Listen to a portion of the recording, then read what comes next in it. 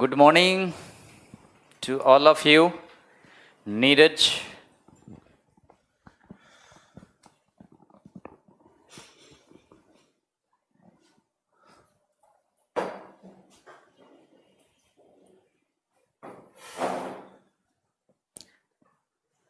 Good morning रोली। तो दिल्ली सल्तनत पढ़ा रहे थे और मोहम्मद बिन तुगलक के बारे में बताए थे। इसके आगे चलते हैं।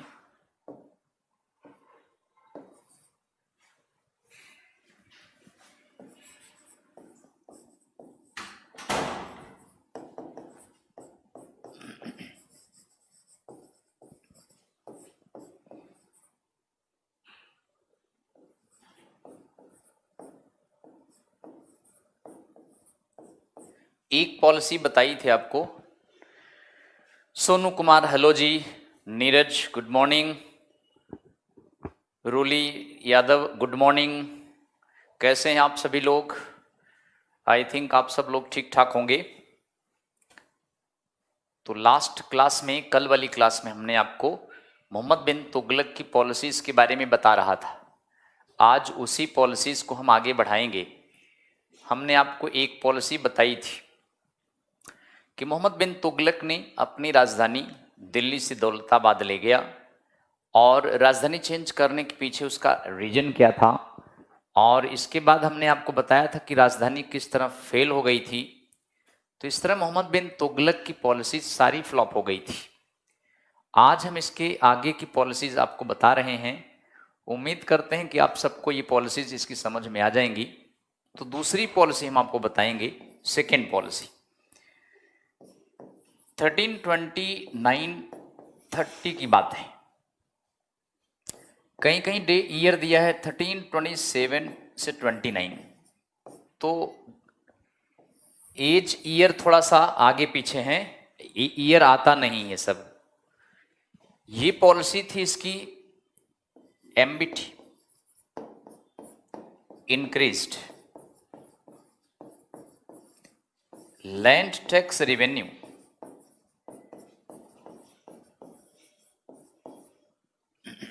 इन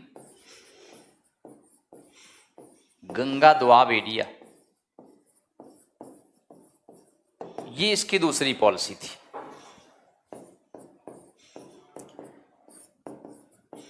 गंगा दोआब क्षेत्र में भू राजस्व कर बढ़ा दिया।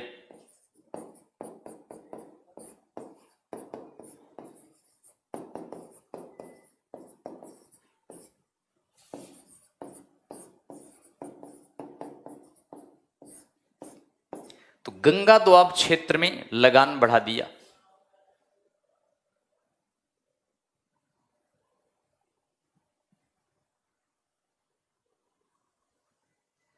नीरज, आप जो पीडीएफ डाले हैं उसमें बहुत पॉइंट्स छोड़ दिया गया है, उसे कैसे कवर करें? बेटे वो एसएससी के लेवल का है, एसएससी के लेवल को पढ़ लो। बाकी यूपीएससी लेवल अगर आप दे रहे हो या पीसीएस लेवल का जीके जीएस दे रहे हैं तो उसमें ये वीडियो कई कई बार देखकर नोट्स बना लो आप, या तो इस वीडियो की वॉइस रिकॉर्ड कर लो, आवाज जो है इस वीडियो की ना उसको रिकॉर्ड कर लो, और इसको वीडियो देख देख कर आप अपने नोट्स बना लो। इसलिए तो मैंने बहुत सारे बच्चों को कहा था। Nishant Kumar good morning. तो गंगा दोआब में भू राजस्व कर बढ़ा लिया। सोचा कि एक पॉलिसी फ्लॉप हो गई है और दूसरी पॉलिसी गंगा दोआब में थोड़ा सा लगान बढ़ा देते हैं, तो इससे रिकैप हो जाएगा। शायद आप जानते हैं गंगा दोआब का क्षेत्र गंगा यमुना के बीच का भाग है। गंगा यमुना के बीच का भाग है ये गंगा दोआब एरिया।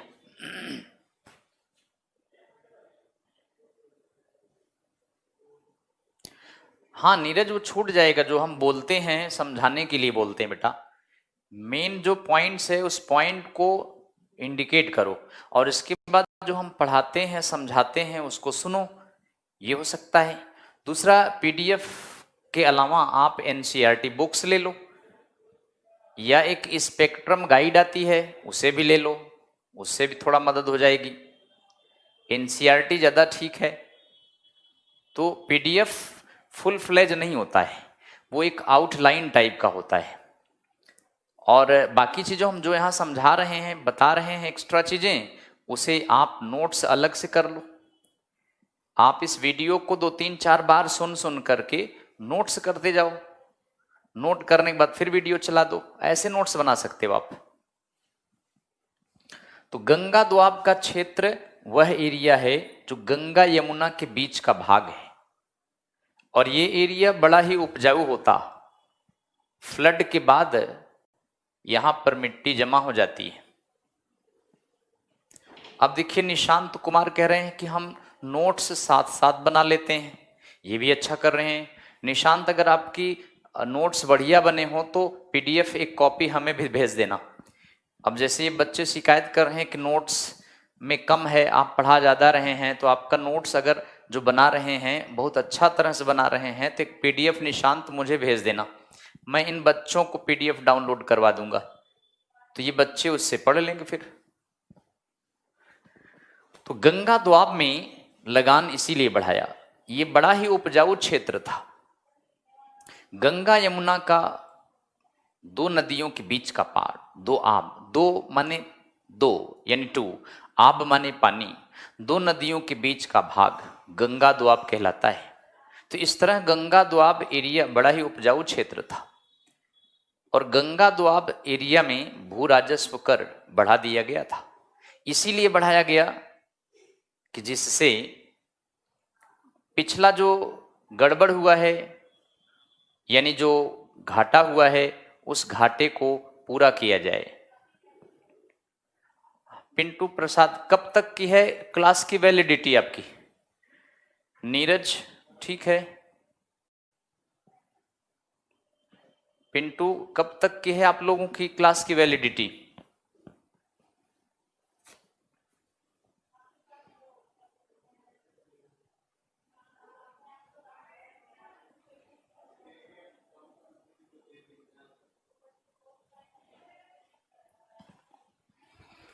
तो गंगा और यमुना के बीच का भाग गंगा दोआब कहलाता है, बड़ा ही उपजाऊ क्षेत्र था। और गंगा दोआब में भू राजस्व कर बढ़ाने का मकसद यही था कि पिछला जो घाटा हुआ है फर्स्ट पॉलिसी के कारण, उसे रिकैप किया जा सकेगा। और वैसे गंगा दोआब में जो टैक्स लगाया, इसने 60% से 70% तक लगान लिया है।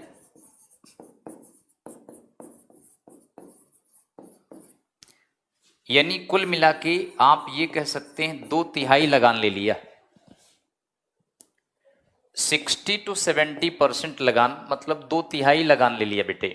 इससे पहले अलाउद्दीन ने 50% लगान लिया था, लेकिन पहली बार मोहम्मद बिन तुगलक ने 60 से 70% तक लगान ले लिया और कहा कि बढ़ा हुआ लगान मार मार कर वसूला जाए। सिपाहियों को आदेश दे दिया गया कि बढ़ा हुआ लगान मार मार कर वसूलो। लेकिन जिस समय मोहम्मद बिन तुगलक ने लगान बढ़ाया, उस समय गंगा दोआब क्षेत्र में अकाल पड़ा था। उस समय गंगा दोआब क्षेत्र में अकाल पड़ा हुआ था। और वैसे तो पहले ड्राउट आया, माने सूखा पड़ा, फिर बाद में फ्लड आ गया, बाढ़ आ गई, उसके बाद फेमाइन, फेमाइन का मतलब अकाल पड़ गया। तो पहले सूखा, फिर बाढ़, फिर अकाल। तो इस तरह से लगान जब बढ़ाया तो क्षेत्र में गंगा दोआब एरिया में अकाल पड़ा था। लाखों किसान काल के गाल में समा गए थे। और जब सुल्तान को खबर आई कि यहां तो अकाल पड़ा है, तो मोहम्मद बिन तुगलक को लेने का देना पड़ गया। सोचा था कुछ फायदा हो जाएगा, लेकिन मोहम्मद बिन तुगलक को राजकोष से किसानों को ऋण देना पड़ा, लोन देना पड़ा। तो इस तरह से पहला सुल्तान है मोहम्मद बिन तुगलक, जिसने किसानों को ऋण दिया, लोन दिया। फर्स्ट ऐसा सुल्तान था। तो ये पॉलिसी भी फ्लॉप हो गई बेटे। पिंटू 30/9/2019 का वैलिडिटी है, तो देख लो, बढ़ जाएगा, उसमें क्या है, बढ़वा देंगे, हफ्ते 10 दिन और बढ़वा देंगे। तो ये अब आप देखिए, गंगा दोआब क्षेत्र में भू राजस्व कर बढ़ाया, लेकिन बेटे ये पॉलिसी भी फ्लॉप हो गई और मोहम्मद बिन तुगलक को लेने का देना पड़ गया। सोचा था कुछ फायदा हो जाएगा, लेकिन एमबीटी प्रोवाइडेड तकावी डेप्ट,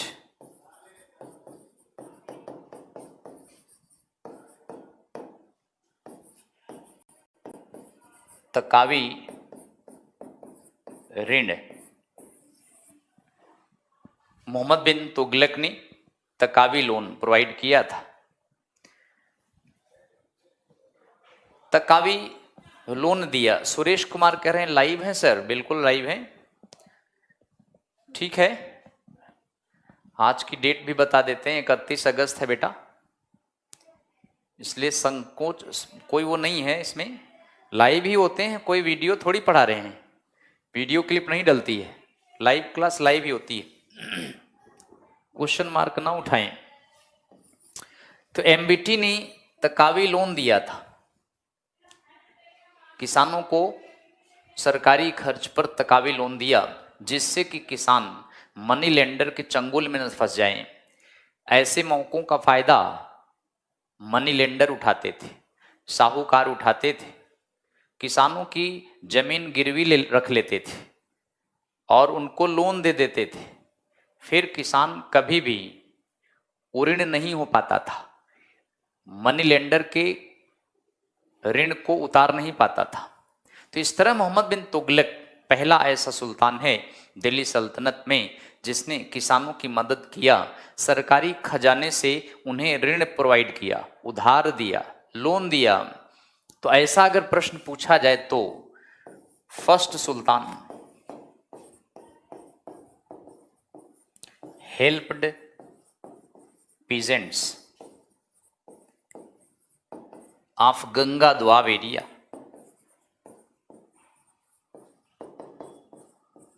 पहला ऐसा सुल्तान जिसने किसानों की मदद किया और सरकारी खजाने से किसानों को ऋण दिया, जिससे किसान हल, बैल, बीज वगैरह खरीद करें, जोत बो सकें और धीरे धीरे करके वो सरकारी ऋण को उतार सकें।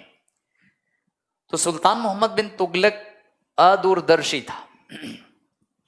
अब आप देखिए, इसने बिना सोचे समझे, एरिया की जांच किए बिना कि यहाँ एरिया में क्या हो रहा है क्या नहीं है, दिमाग में आया, लगान बढ़ा दिया और बढ़ा हुआ लगान मार मार कर वसूलने के आदेश भी दे दिए। सिपाहियों को मौका मिला, किसानों को मार मार कर वसूलने लगे, लेकिन अकाल के कारण लाखों किसान तो काल के गाल में समा गए। कुछ बचे हुए किसान जो थे वो शिकार हो गए और बहुत सारे एरिया छोड़कर भागने लगे। सुल्तान को स्थिति कंट्रोल में करनी पड़ी और लेने का देना पड़ गया, राजकोष से ऋण उपलब्ध कराया। तो इस तरह से यह पॉलिसी भी फ्लॉप हो गई, एक के बाद एक पॉलिसी फ्लॉप होती जा रही थी। तो एक और देखें अगली पॉलिसी, तीसरी पॉलिसी है 1329-30 में ही MBT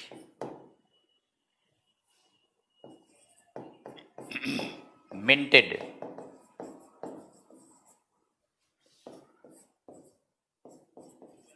token currency of bronze, brass and copper. Mohammad bin Tughlaq ने तांबे, कांस्य एवं पीतल की सांकेतिक मुद्रा चलाए। ये भी दिल्ली सल्तनत में पहली बार हुआ था। ऐसा सुल्तान मोहम्मद बिन तुगलक था जिसने टोकन करेंसी चलाई। कारण क्या था बेटे? इस समय पूरी एशिया में सोने चांदी की कमी पड़ गई थी। सोने चांदी की कमी के कारण चीन का किंग तोगन था इस समय, उसने पेपर के टोकन करेंसी चलाए थे। एमबीटी ने सोचा कि हमारे पास कॉपर, ब्रोंज, ब्रास ज्यादा हैं, हम इसी के टोकन करेंसी चला देते हैं, स्थिति नियंत्रण में आ जाएगी, इकोनॉमिक क्राइसिस को दूर कर दिया जाएगा। यह सोचकर एमबीटी ने टोकन करेंसी चलाने के लिए डिसाइड किया था। लेकिन प्रॉब्लम क्या हुई? टोकन करेंसी चलाया बट स्थिति कंट्रोल में नहीं रही। लोगों ने क्या किया? अपने घरों में पड़े पुराने ब्रोंज, कॉपर, ब्रास के बर्तनों को गला गला के घर में ही सिक्के बनाने लगे। दिल्ली का प्रत्येक घर टकसाल बन गया था बेटे। Every house of Delhi became mint house. सभी ने अपने घरों में पड़े पुराने बर्तनों को गला गला के सिक्के ढालने लगे और बाजार से सामान ले आने लगे। यदि बाजार में उनको कोई सोने चांदी का सिक्का मिलता तो वो उसको घर में रख लेते और फिर उसको नहीं निकालते। एक दिन ऐसा स्थिति आया कि मार्केट से सारे सोने चांदी के सिक्के उठ गए। दुकानदार टोकन करेंसी के बदले सामान देने से मना करने लगे। सुल्तान के पास खबर आई। सुल्तान ने सोचा कहीं लोग विद्रोह न कर दें। इस विद्रोह से बचने के लिए सुल्तान मोहम्मद बिन तुगलक ने 1330 में यानी इस समय टोकन करेंसी पॉलिसी वापस ले लिया।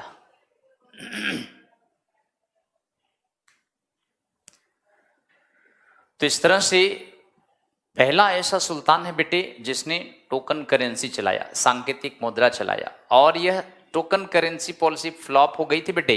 फ्लॉप क्यों हुई? क्योंकि मार्केट में इतने जाली मुद्रा आ गए, मार्केट में इतना जाली मुद्रा आ गया जिससे स्थिति नियंत्रण में नहीं थी। अगर यदि मोहम्मद बिन तुगलक इन टोकन करेंसीज पर मिंट हाउस के नाम लिखवा देता तो शायद लोग इसको प्रिंट न कर पाते, शायद लोग इसको बना न पाते। टोकन करेंसी पर मोहम्मद बिन तुगलक ने ना तो कुछ लिखवाया, ना ही कोई सिंबल बनवाया, ना ही इसका कोई स्टैंडर्ड बनाया, जैसे कितने ग्रेन का होगा, कोई स्टैंडर्ड नहीं था। सिंपल सेम साइज का हो, वेट वगैरह कोई माने नहीं रखता था, लोग मार्केट से सामान ले आने लगे इस तरह से। तो कुल मिला के अगर ये पूछा जाए कि यह पॉलिसी यानी token currency policy Mohammad bin Tughlaq किससे प्रभावित होकर चलाया, तो ये इंस्पायर्ड बाय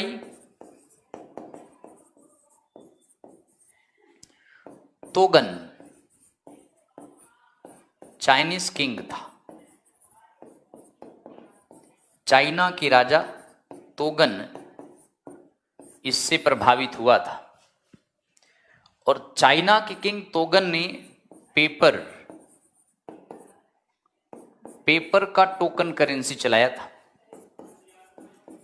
पड़ोसी देश चाइना ने पेपर का, कागज का सांकेतिक मुद्रा चलाया।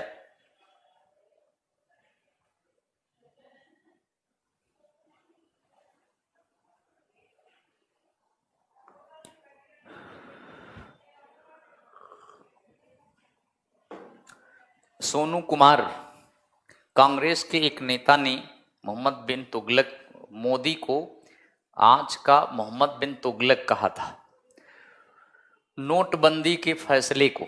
हाँ, तो क्या कहना चाहते हो आप पूरा अपना उद्गार व्यक्त करो बेटे कमेंट में, आप क्या कहना चाहते हैं। प्रिंस कुमार, और कितने क्लास बाकी हैं बेटा? आज के बाद एक क्लास रहेगी, आज शाम को क्लास नहीं होगी, नहीं तो आज शाम को ही पूरा हो जाता। अमित कुमार कह रहे हैं सर आप बहुत अच्छा पढ़ाते हो, थैंक यू बेटा।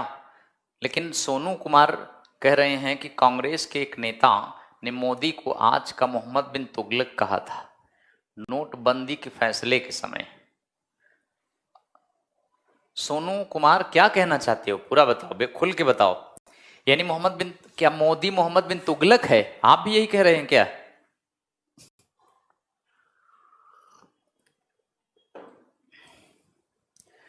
सोनू बेटा बता, तुम ये बताना चाह रहे हैं कि मोदी भी मोहम्मद बिन तुगलक है? और जिस नेता ने यह बात कही थी कि मोदी मोहम्मद बिन तुगलक है, उस नेता का नाम मनीष कुमार, मनीष कुमार है, कांग्रेस का नेता।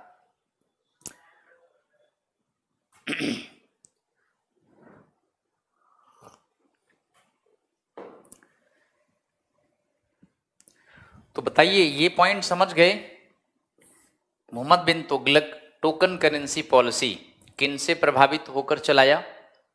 तोगन, चाइना के किंग से प्रभावित होकर चलाया। तोगन, चाइना के किंग का पेपर करेंसी बड़ी धड़ल्लेस चल रही थी। उसने कंट्रोलिंग पावर मैनेजमेंट सिस्टम बड़ा अच्छा बना रखा था।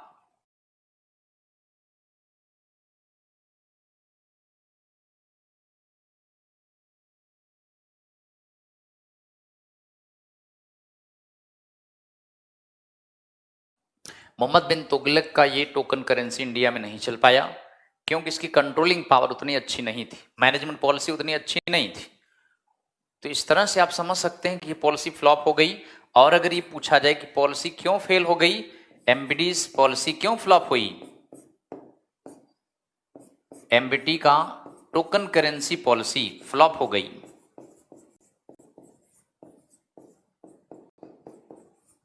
फेल्ड। क्यों फेल हुई? ये टोकन करेंसी पॉलिसी फेल होने का रीजन क्या है? फेक करेंसी के कारण है। ड्यू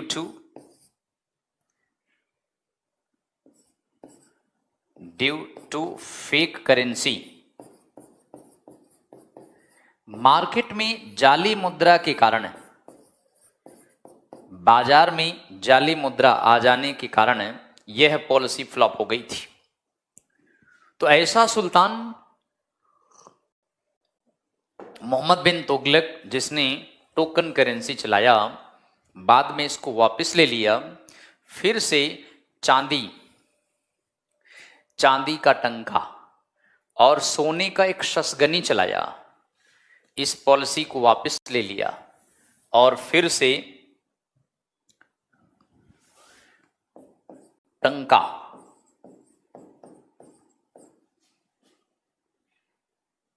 सिल्वर का, जीतल, कॉपर का, लेकिन बेटे पहली बार एक सोने का सिक्का भी चलाया, गोल्ड कॉइन्स का नाम शसगनी है। सोने की मुद्रा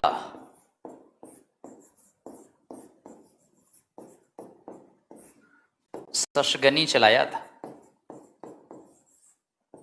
ऐसा प्रश्न पूछा जाए किस सुल्तान ने दिल्ली सल्तनत में सोने के सिक्के शसगनी चलाया? एमबीटी ने चलाया। तो इसकी 3 पॉलिसी हमने आपको बताया, 3 की तीनों पॉलिसी फ्लॉप हो गई। और अब हम आपको चौथी पॉलिसी बताते हैं, 4th policy. MBT plan for Khorasan expedition.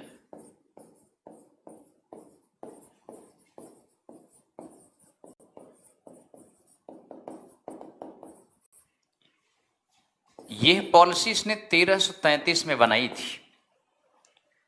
Khorasan अभियान की योजना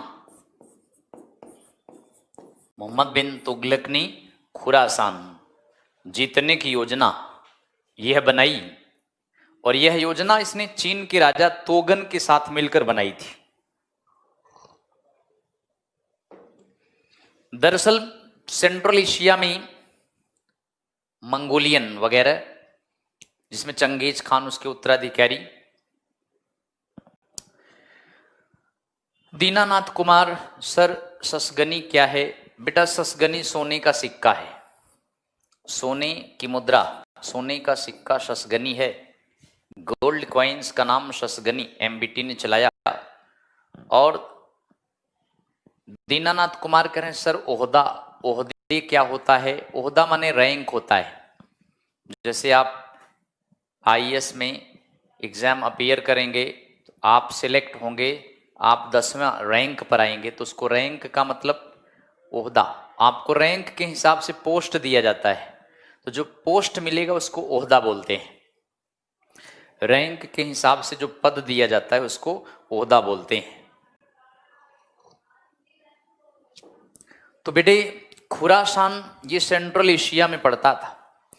अगर इस खुरासान को जीत लिया जाता, खुरासान यदि इसको जीत लिया जाता, तो यहां से यूरोप से व्यापार बड़ी आसानी से होने लगता और इस व्यापार से बड़ा मुनाफा होता।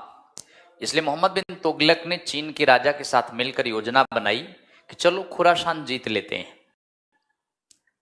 चीन के राजा ने भी, और इंडिया में मोहम्मद बिन तुगलक की अच्छी ट्यूनिंग थी, आपस में बनती थी। आज के जैसा नहीं था उस समय। इंडिया उस समय काफी ताकतवर देश हुआ करता था। एमबीटी को भी उस समय काफी रिस्पेक्ट दिया जाता था चाइना के द्वारा। तो चाइना और इंडिया ने मिल करके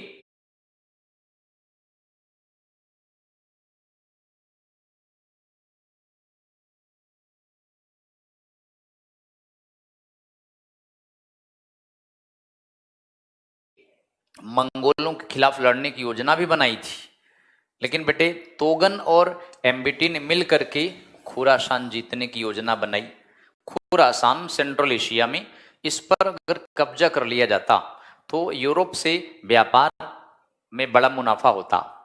इस वजह से दोनों ने मिलकर योजना बनाई। मोहम्मद बिन तुगलक ने क्या किया, इसके लिए खुरासान अभियान के लिए 3,70,000 की एक विशाल सेना भर्ती कर लिया बेटे। कहीं कहीं 4,70,000 भी दिया है, लेकिन अब 370 ये ज्यादा ठीक है। इसके लिए मोहम्मद बिन तुगलक ने 3,70,000 इतनी बड़ी सेना भर्ती कर लिया।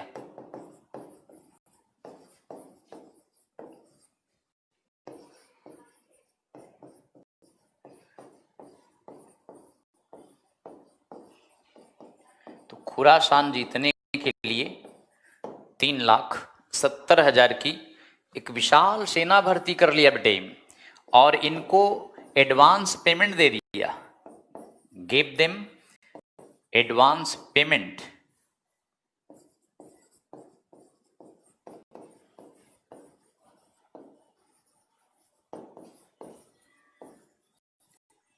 कहा गया कि 1 साल की इनको एडवांस पेमेंट भी दे दिया। अब आप देखिए, इतनी बड़ी सेना केवल इसके लिए मोहम्मद बिन तुगलक ने भर्ती किया, और जबकि इसके पास सेना ऑलरेडी बहुत ज्यादा थी, इनको भर्ती करने के लिए कोई आवश्यकता भी नहीं थी। लेकिन स्पेशल इस एक्सपेडिशन के लिए इसने इतनी सेना भर्ती किया और 1 साल की एडवांस पेमेंट दे दिया। अब आप समझ सकते हैं, 3 पॉलिसी ऑलरेडी फ्लॉप हो चुकी थी, राजकोष पर कितना बर्डन आया होगा, उसके ऊपर इसने इतनी सेना एडवांस में भर्ती कर लिया। फाइनली क्या हुआ जानते हैं? फाइनली चीन के राजा ने इस पॉलिसी से अपने आप को विड्रॉ कर लिया। चीन का किंग तोगन, उसके यहां सिविल वार स्टार्ट हो गया। इस वजह से तोगन ने खुरासान अभियान से अपने आप को हटा लिया। अकेला मोहम्मद बिन तुगलक खुरासान को नहीं जीत सकता था, इसलिए एमबीटी ने भी इस प्लान से अपने आप को विड्रॉ कर लिया। अब क्या करें, इन सिपाहियों को लेके कहां जाए जिनको इसीलिए भर्ती किया था, 1 साल की एडवांस पेमेंट दिया था। अगर इन सिपाहियों को हटाता तो ये सिपाही विद्रोह कर देते। यदि इन सिपाहियों को इनको हटा दिया जाता, हटाने का कोई लॉजिक भी नहीं था, 1 साल की एडवांस पेमेंट दे रखा था। तो इसने मोहम्मद बिन तुगलक ने क्या किया, इन सिपाहियों को लेकर के हिमाचल प्रदेश के कराजिल और नगरकोट किले पर आक्रमण कर दिया। हिमाचल प्रदेश के कराजिल नगरकोट पर आक्रमण कर दिया। एमबीटी attacked on Karazil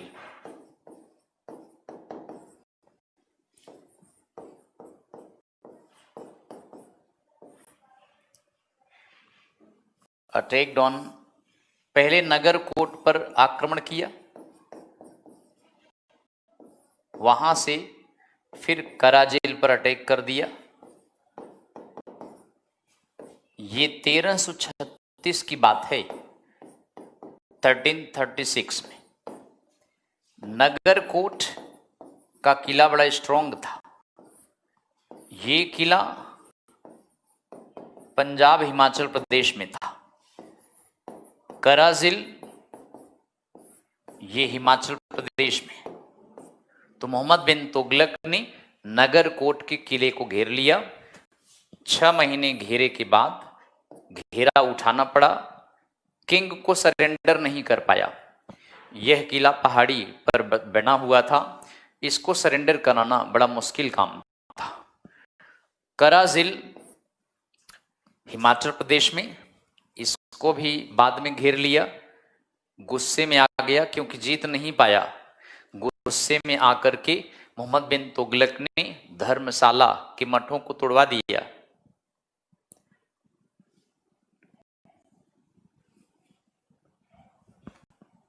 तो इस तरह से कराजिल है, कराचिल नहीं है, कराजिल, ZIL है स्पेलिंग। खैर जो भी है, इन दोनों को जीत नहीं पाया। MBT गुस्से में आ गया और MBT ने क्या किया, Mohammad bin Tughlaq destroyed the monasteries of Dharamshala, यानी इसने धर्मशाला के मठों को तोड़वा दिया। हिमाचल प्रदेश में धर्मशाला के जो मठ हैं इनको तोड़ दिया। अब आप देखिए MBT इसी समय 1336 में धर्मशाला के मठों को तोड़वा दिया। चाइना का किंग बौद्ध धर्म को मानता था।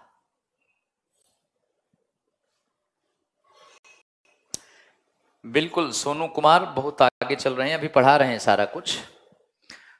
सोनू कुमार कह रहे हैं 1336 में साउथ में हीरा बुक, हरिहर है हीरा नहीं है। हरिहर फर्स्ट बुक का फर्स्ट ने विजयनगर की स्थापना की थी जी। बिल्कुल, और कुछ बताना हो बता दीजिए, फिर पढ़ाएं।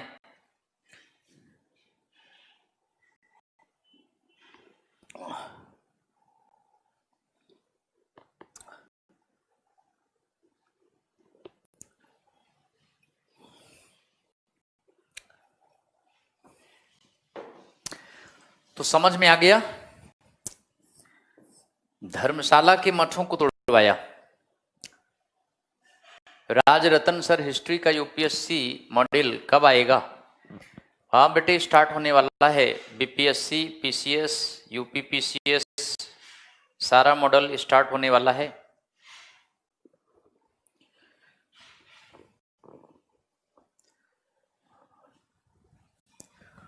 तो इस तरह से ये मठ तुड़वा दिए। चाइना का किंग तोगन बौद्ध धर्म को मानता था। तोगन ने इंडिया में एक मिशन भेजा, MBT के दरबार में एक राजदूत मंडल भेजा। कहा कि इन मठों को ठीक कराओ जिसने तुमने तोड़वाए हैं। MBT ने धर्मशाला के इन मठों को ठीक करवाया और इसके बाद 1342 में 1342 में भारत से इब्न बतूता को चाइना में राजदूत बना के भेजा। यह कहलवा कर भेजा कि हमने धर्मशाला के मठों को ठीक करा दिया। तो बाद में ये मठ ठीक कराए, later on MBT।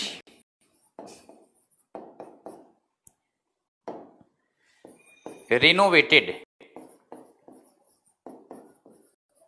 the monasteries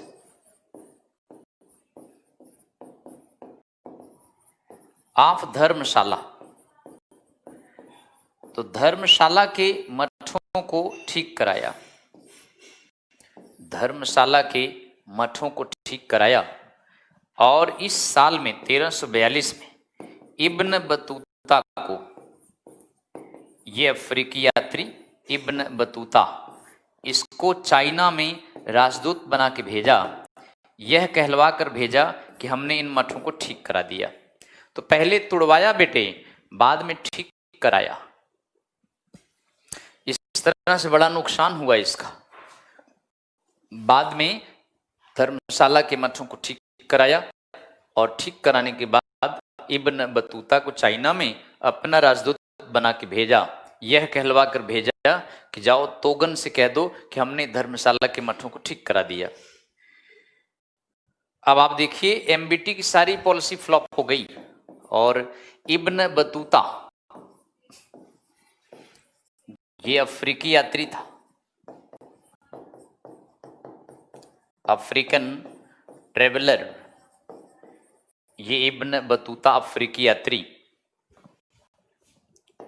rubber से इंडिया आया था। मोरक्को की राजधानी, मोरक्को की कैपिटल रबाट से यह भारत आया। मोरक्को की कैपिटल रबाट से इंडिया आया और इसने एक बुक लिखा है, बड़ी फेमस किताब है, किताबुल रहला, किताबुल रहला।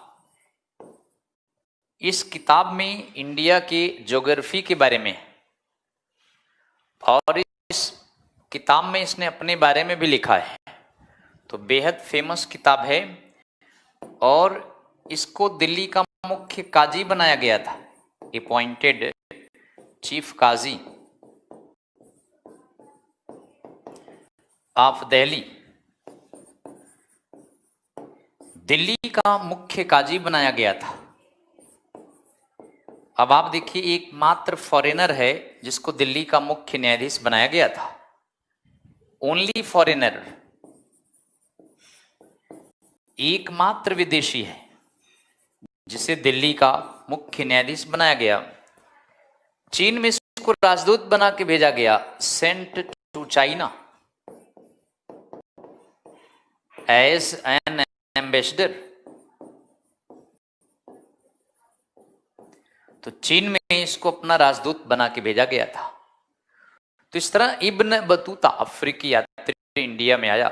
इब्न बतूता ने इंडिया के बारे में अपनी किताब किताबुल रहला में लिखा है और इंडिया की ज्योग्राफिकल सिचुएशन के बारे में भी एक्सप्लेन किया है। इब्न बतूता ने ही मोहम्मद बिन तुगलक की पॉलिसीज, राजधानी चेंज किए जाने के बारे में कहा था कि यह मोहम्मद बिन तुगलक दिल्ली वालों को सजा देना चाहता था, इसलिए राजधानी चेंज करके दिल्ली से दौलताबाद ले गया था। बट जब राजधानी चेंज किया 1326-27 में, तो उस समय इब्न बतूता इंडिया नहीं आया था। इब्न बतूता इंडिया में 1333 में आया। राजधानी चेंज 1327-26-27 में किया गया था। इसलिए इसकी बात पर लोग भरोसा नहीं करते हैं, कहते हैं ये फेक इंफॉर्मेशन दिया है।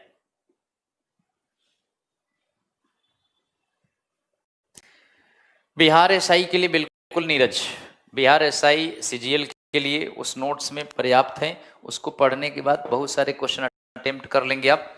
अब आप देखिए आगे अगली पॉलिसी, इसकी कमजोरी का फायदा उठाया 1336 में हरिहर फर्स्ट, बुक्का फर्स्ट,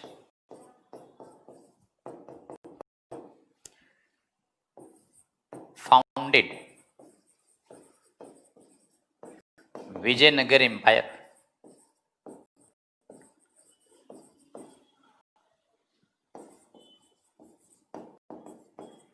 इन साउथ इंडिया,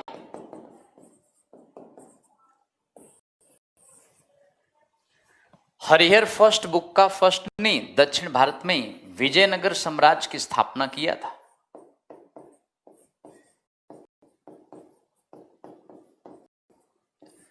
हरिहर फर्स्ट बुक्का फर्स्ट ने विजयनगर साम्राज्य की स्थापना किया था।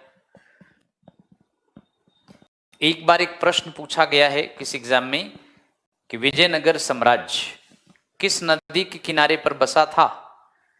सोनू कुमार बताओ, विजयनगर के बारे में आपने पढ़ा है तो आप बताओ कि विजयनगर साम्राज्य किस नदी के तट पर बसा था?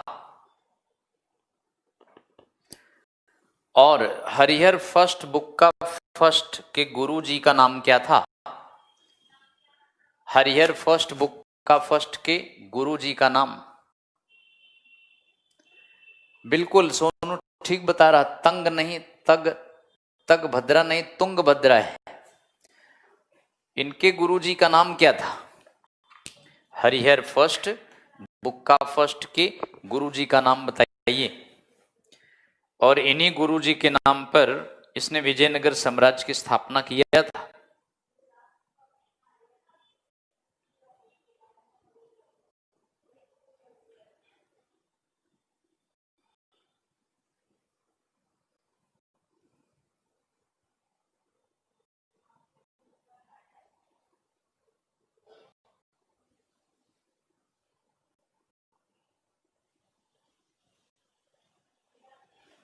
बिल्कुल तुंगभद्रा, नीरज जी सही है, स्पेलिंग बिल्कुल सही बताए हैं। तो चलिए बताइए, किनके गुरु का नाम क्या था? अपने गुरु के नाम पर इन्होंने विजयनगर साम्राज्य की स्थापना किया था।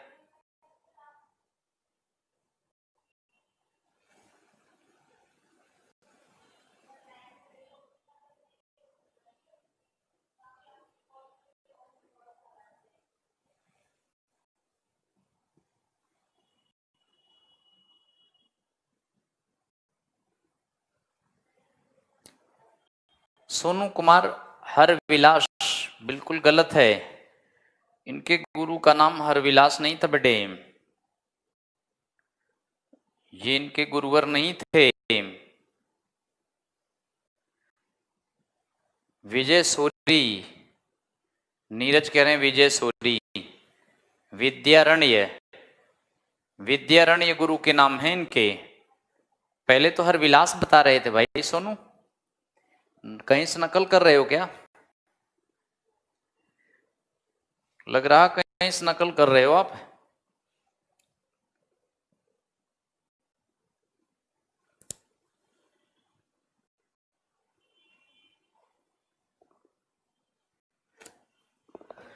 विद्यारण्य बिल्कुल सही है बेटे।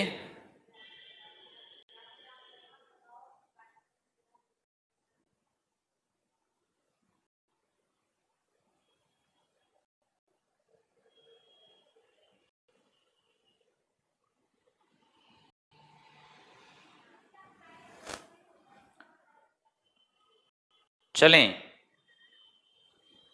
तो हरिहर फर्स्ट बुक का फर्स्ट ने विजयनगर साम्राज्य की नींव डाली इनके अपने गुरु के नाम पर। इनके गुरु जी का नाम विद्यारण्य था। विद्यारण्य,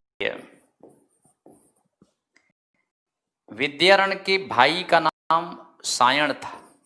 सायण वेदों के बहुत बड़े भाष्यकार थे। वेदों के बहुत बड़े भाष्यकार थे ये सायण। तो सायण के भाई विद्यारण्य थे। विद्यारण्य के नाम पर इन्होंने, विद्यारण्य के नाम पर इन्होंने विजयनगर का नाम पहले विद्यानगर रखा था।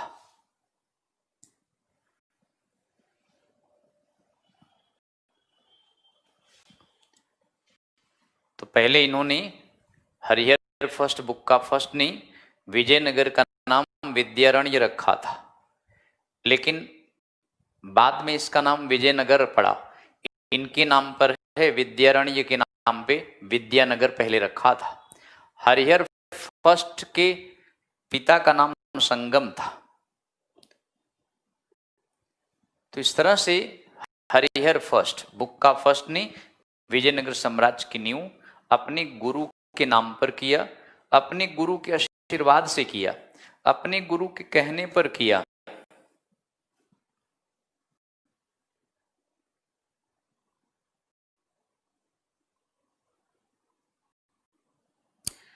हाँ रंजीत भाई ठीक कह रहे हो, लिख तो दें, लेकिन दरअसल समझाने में दिक्कत होती है, इसलिए समझाने के लिए सारा बता तो रहे हैं जी, ये पॉइंट्स बता रहे हैं आपको। हरिहर फर्स्ट बुक का फर्स्ट, ये दरअसल काम्पली से मोहम्मद बिन तुगलक ने इन दोनों को पकड़ लाया था। काम्पली, अभी सब लिखने की आवश्यकता नहीं है, सुने तो ज्यादा ठीक रहेगा इसको। मोहम्मद बिन तुगलक ने दक्षिण भारत पर जब आक्रमण किया तो हरिहर फर्स्ट बुक का फर्स्ट को काम्पली से पकड़ लाया था, और बाद में अपने डिक्लाइनिंग के समय में एमबीटी ने हरिहर फर्स्ट बुक का फर्स्ट को साउथ इंडिया का गवर्नर बनाकर भेजा। ये दोनों जब साउथ इंडिया में, साउथ में गवर्नर बनकर गए तो इनके गुरु विद्यारण्य ने कहा, अरे तुम गवर्नर का काम करोगे, तुम अपना किंगडम बना लो, एमबीटी कमजोर पड़ चुका है, अब वो साउथ इंडिया में नहीं आएगा।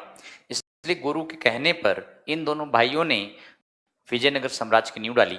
विजयनगर की दो राजधानी थी, विजयनगर की दो कैपिटल थी बेटे। पहली राजधानी हम्पी कर्नाटक में,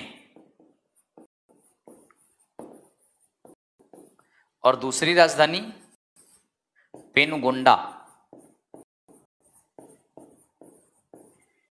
ये भी कर्नाटक में। तो विजयनगर की दो राजधानियां थी। हम्पी, आज ये 50 रुपए के नोट पर इसका चित्र बना है। हम्पी के जो रोइंड हैं, हम्पी के जो स्मारक हैं, वे विजयनगर साम्राज्य के टाइम के हैं। तो इस तरह से विजयनगर की दो राजधानी और विजयनगर किंगडम, विजयनगर साम्राज्य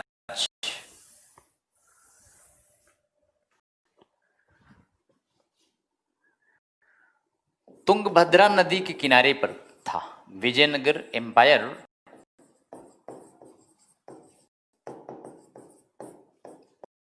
Tungabhadra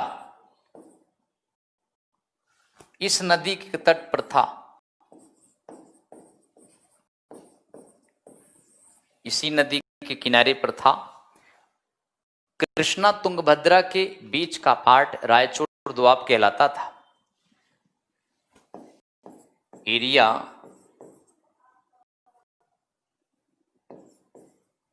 between river Krishna and Tungabhadra, Krishna Tungabhadra के बीच का एरिया रायचूर दोआब कहलाता था।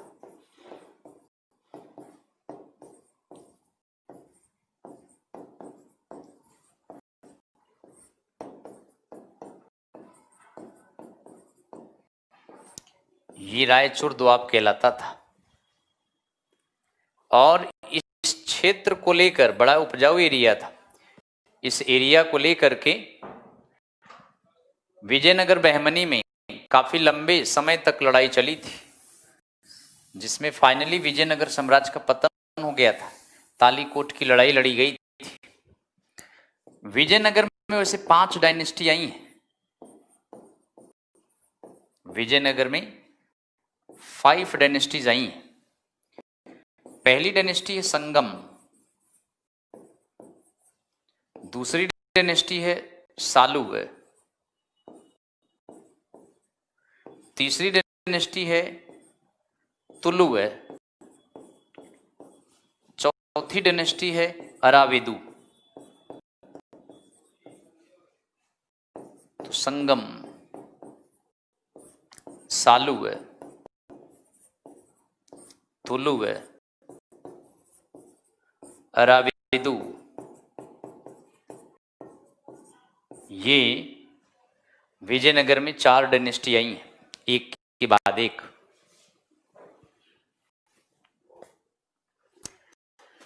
कश्मीर के बारे में तो लास्ट टाइम बता दिए थे बेटा। कश्मीर के बारे में तुम्हें बताया गया है, सिंह साहब एसल सर ने बताया, तो आर्टिकल 70 सारा कुछ डिटेल में। कश्मीर का नाम कश्यप ऋषि के नाम पे है।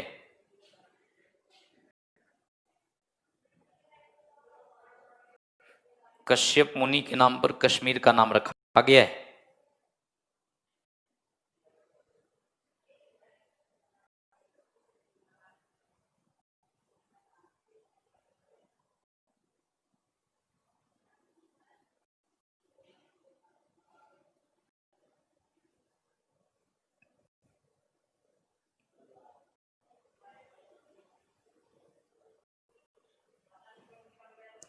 तो विजयनगर में तमाम राजा आए हैं।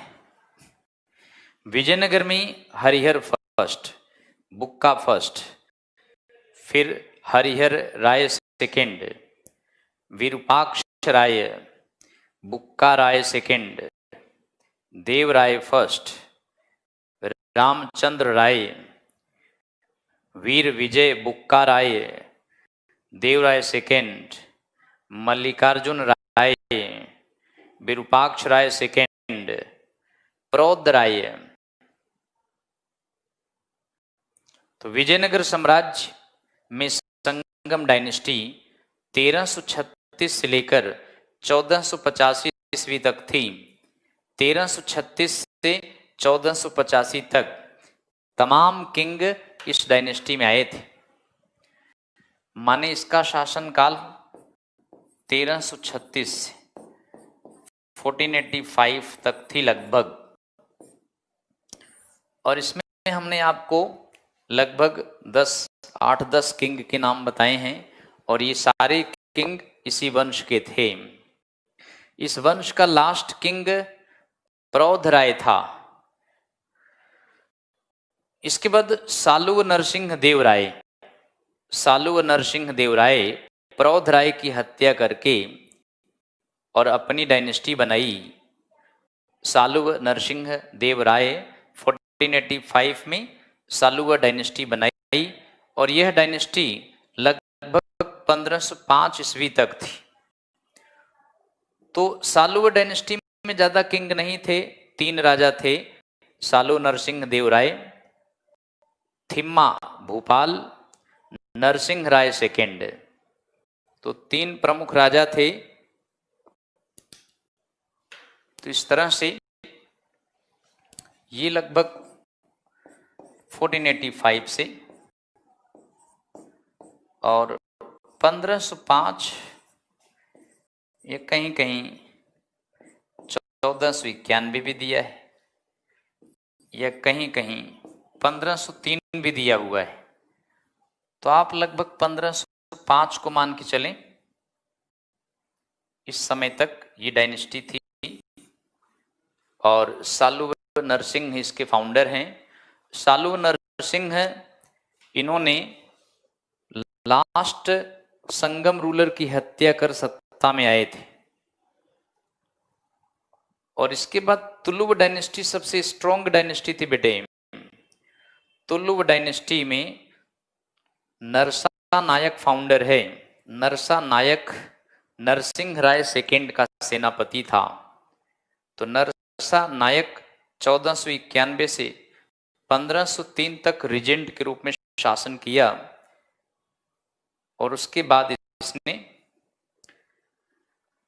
नरसा नायक ने नरसिंह राय सेकेंड की हत्या कर दिया। तो तुलु डायनेस्टी लगभग 1491 से 1570 तक थी। 1491 से 1570 तक।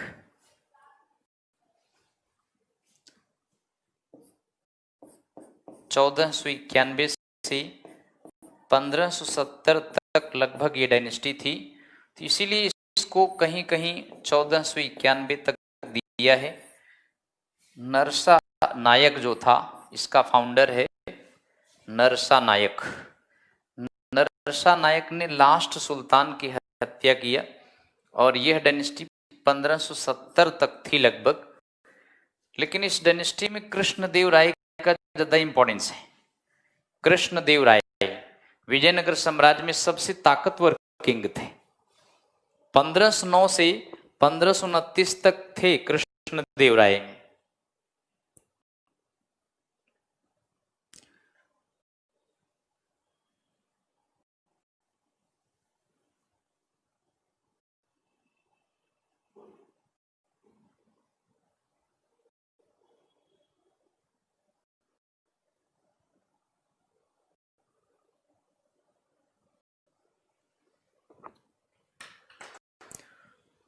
तालीकोट की लड़ाई, तालीकोट का लड़ाई लड़ा गया था। तो इस तरह से बेटे ये डायनेस्टी, इसका भी लगभग टाइम पीरियड है 1570 से लेकर 1646 तक लगभग ये डायनेस्टी थी। कहीं कहीं इसको और भी टाइम दिया है 1500, यही ज्यादा ठीक है। अराविद डायनेस्टी 1570 से 1646 तक। तो ये 4 डायनेस्टी संगम में आई। Sangam dynasty, Saluva dynasty, Tuluva dynasty, Aravidu dynasty. और बाकी आप जानते हैं 1565 में तालीकोट की लड़ाई, जिसको राक्षसी तड़ंगी की लड़ाई भी कहा जाता है, विजयनगर बहमनी साम्राज्य के बीच में हुआ था। विजयनगर साम्राज्य में सबसे स्ट्रॉन्ग डायनेस्टी अगर पूछा जाए तो तुलुव डायनेस्टी। तुलुव डायनेस्टी में कृष्णदेव राय का शासनकाल है, और कृष्णदेव राय ने शासन किया है 1509 से 1529 तक शासन किया था। कृष्णदेव राय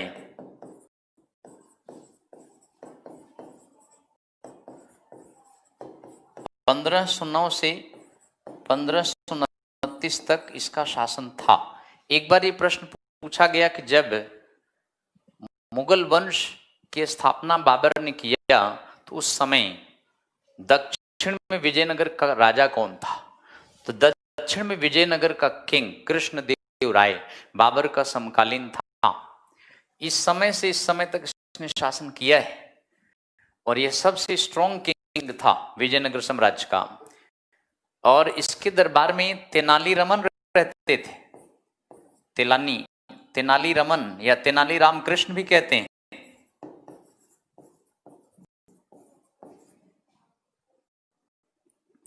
तेलुगु भाषा के प्रकांड विद्वान थे। ये तेलुगु भाषा के प्रकांड विद्वान थे, और कृष्णदेव राय स्वयं तेलुगु का प्रकांड विद्वान था। कृष्णदेव राय ने किताब बड़ी फेमस लिखा है। कृष्णदेव राय की किताब का नाम आमुक्त माल्यद है। आमुक्त माल्यद कृष्णदेव राय की बुक का नाम है। और ये किताब तेलुगु भाषा में है। तो स्वयं एक तेलुगु के प्रकांड विद्वान थे, और तेलुगु के विद्वान कृष्णदेव राम तेनालीरामन इनके दरबार में रहते थे। और कृष्णदेव राय ने अपनी किंगडम, अपने साम्राज्य में अपने कैबिनेट मंत्रियों को अष्टदिग्गज नाम दिया था। अष्टदिग्गज, अष्टदिग्गज ये कृष्णदेव राय के मंत्रिमंडल का नाम है। Council of ministry.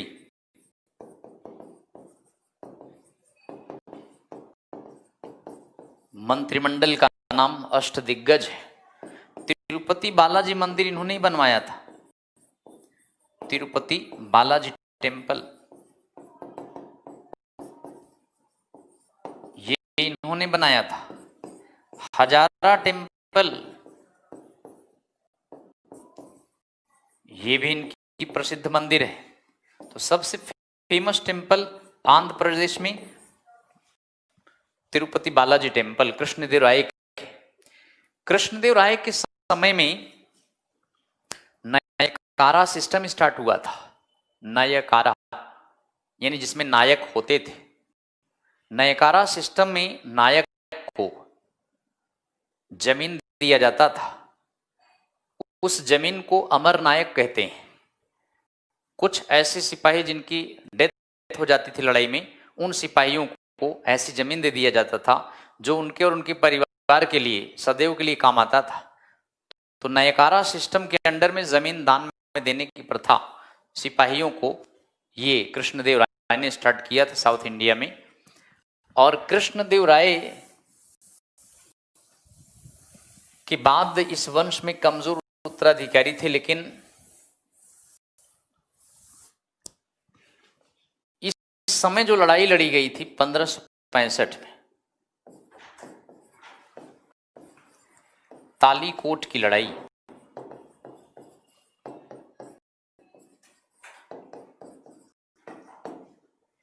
तालीकोट की लड़ाई बेहद फेमस लड़ाई थी, या इसको ये भी कहा जाता है राक्षसी तड़ंगी की लड़ाई। राक्षसी तड़ंगी,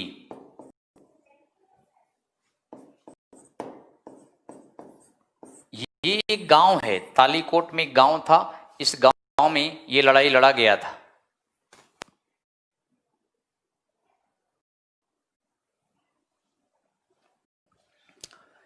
कृष्णदेवराय विठल स्वामी मंदिर भी बनवाया था, लेकिन सबसे फेमस मंदिरों में कृष्णदेवराय का तिरुपति बालाजी मंदिर है, जहां सबसे अधिक चढ़ावा चढ़ता है।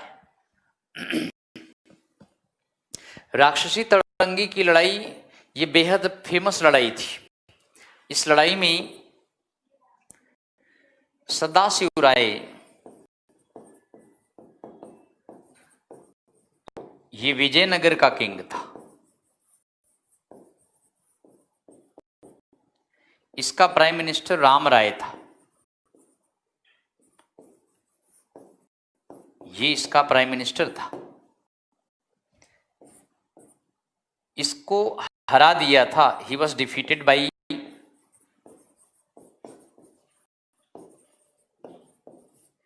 बहमनी किंगडम में, इसको हराया था।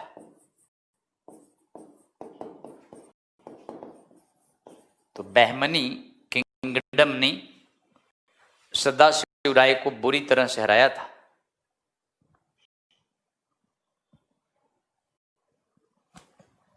बहमनी किंगडम, बहमनी किंगडम में 5 डायनेस्टी थी। बहमनी में एक तो निजाम शाही डायनेस्टी थी, ये अहमदनगर में थी। निजाम शाही अहमदनगर में। कुतुब शाही डायनेस्टी थी बेटे, कुतुब शाही डायनेस्टी ये गोलकुंडा में थी। आदिल शाही डायनेस्टी थी, आदिल शाही डायनेस्टी बीजापुर में थी बेटे। बरीद शाही डायनेस्टी थी,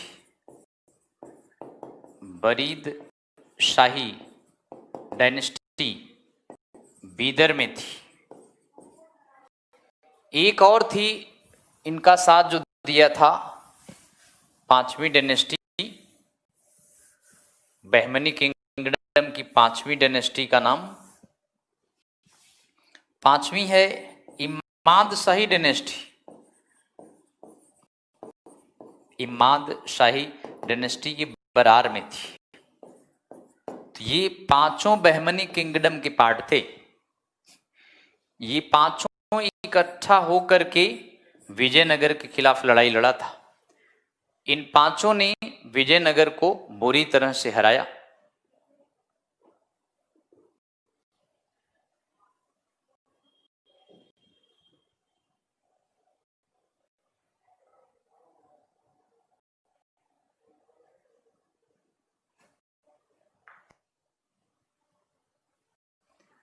तो आई थिंक आपको ये क्लियर हो गया होगा कि राक्षसी तड़ंगी या तालीकोट की लड़ाई में 5 ने इकट्ठा होकर विजयनगर किंगडम के राजा सदाशिव राय को हराया।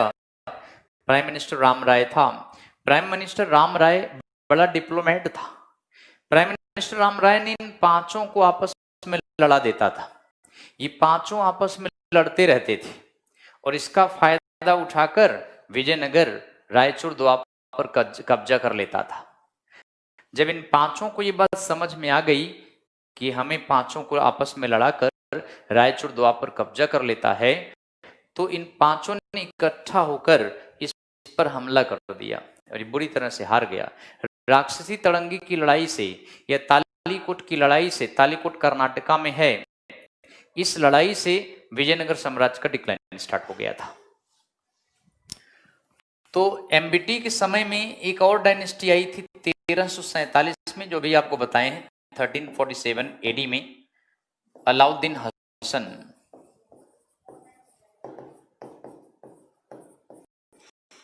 बहमन शाह,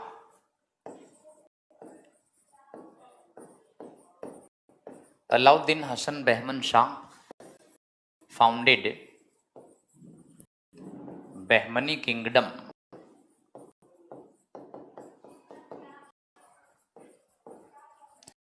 अलाउद्दीन हसन शाह बहमन शाह ने साउथ इंडिया में बहमनी साम्राज्य की नींव डाली। यह भी मोहम्मद बिन तुगलक की कमजोरी का फायदा उठाया।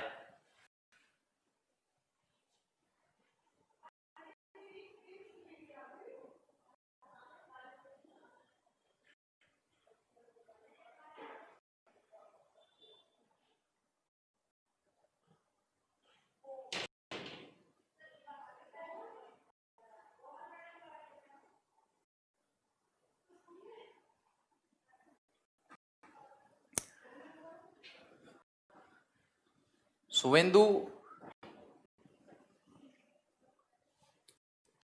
हमने मैक्सिमम पोर्शन कंप्लीट करा दिए हैं और आपकी क्लासेस एक और बची है। अगली बार सारी जो बचा हुआ है नेक्स्ट टाइम में कंप्लीट हो जाएगा।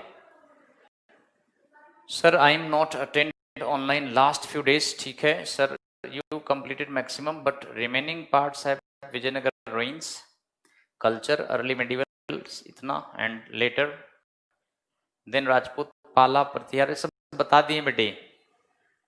पाल वॉल का ट्रिपार्टाइट स्ट्रगल वगैरह, प्रतिहार का भी, गुर्जर प्रतिहार का बता दिए, राजपूतों का भी बता दिए।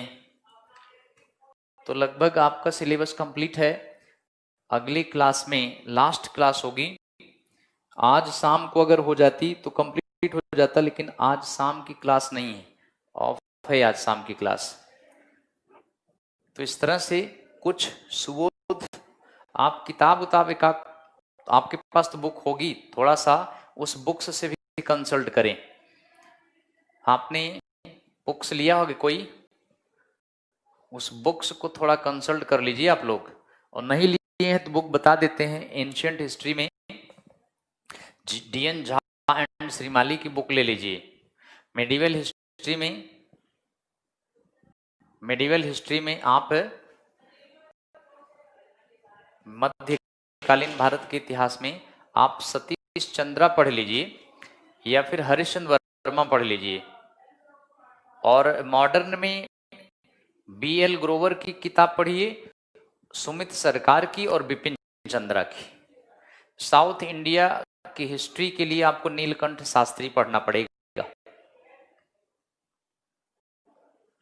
भक्ति आंदोलन हमने कबीर वगैरह बता दिए, भक्ति आंदोलन हिंदी वंदी है, ये सब पढ़ लेना। ये सब इसमें कुछ पढ़ाने लायक थोड़ी है। भक्ति आंदोलन में क्या पढ़ोगे, सूफी संतों के बारे में बता ही दिए हैं ख्वाजा मुइनुद्दीन चिश्ती ने। और भक्ति आंदोलन में आपको हमने कबीर दास का बता दिए, तुलसीदास के बारे में बता ही दिए। बाकी हिंदी का है पोर्शन है, इसको पढ़ लीजिए। ये सब पढ़ने वाला लायक चीजें, इसमें कुछ बताने लायक है नहीं, समझाने लायक।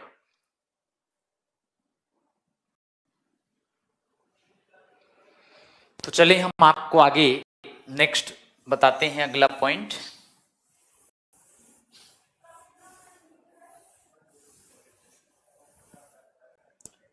तो 1347 में अलाउद्दीन हसन बहमन शाह ने बहमनी किंगडम बनाया, और बहमनी की भी दो राजधानी थी। पहली कैपिटल अगर आपने पढ़ा हो तो फर्स्ट वाच गुलबर्गा, पहली राजधानी गुलबर्गा, ये भी कर्नाटका में। और दूसरी राजधानी बीदर थी, ये भी कर्नाटका में।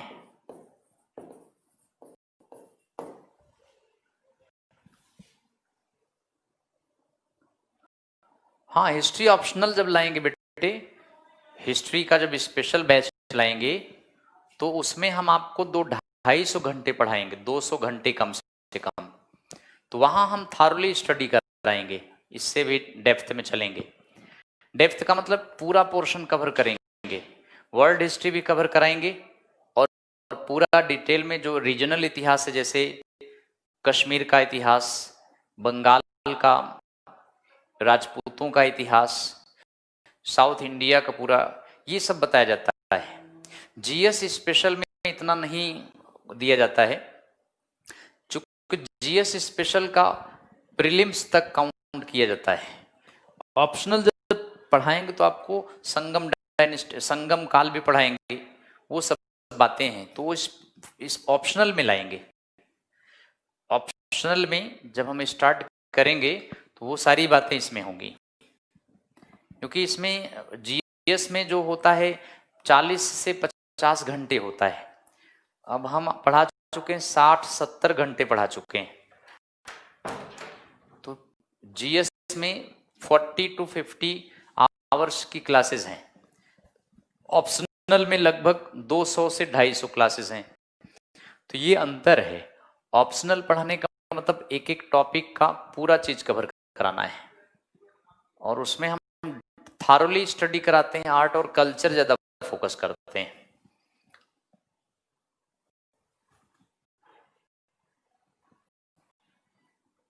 बहमनी साम्राज्य तो बता दिए, 5 डायनेस्टी के बारे में। यहां पर 5 किंगडम्स आए थे। बहमनी किंगडम की स्थापना इसने स्टार्ट किया था, मुस्लिम किंगडम था साउथ में, और बहमनी में बाद में 5 में डिवाइड हो गए। जो भी आपको बताए थे, अहमदनगर में निजाम शाही डायनेस्टी, निजाम शाही डायनेस्टी,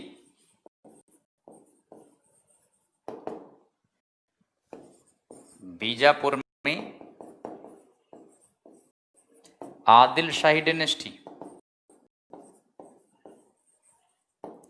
अब इनके बारे में डेप्थ में पढ़ना है तो बुक्स पढ़ लीजिए, क्योंकि रीजनल इतिहास में आएगा।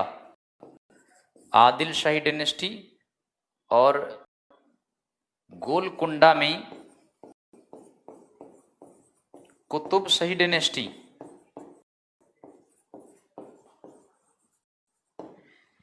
और बीदर में बरीद शाही डायनेस्टी,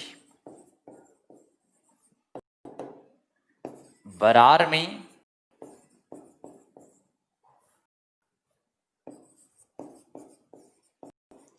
इमाद शाही डायनेस्टी।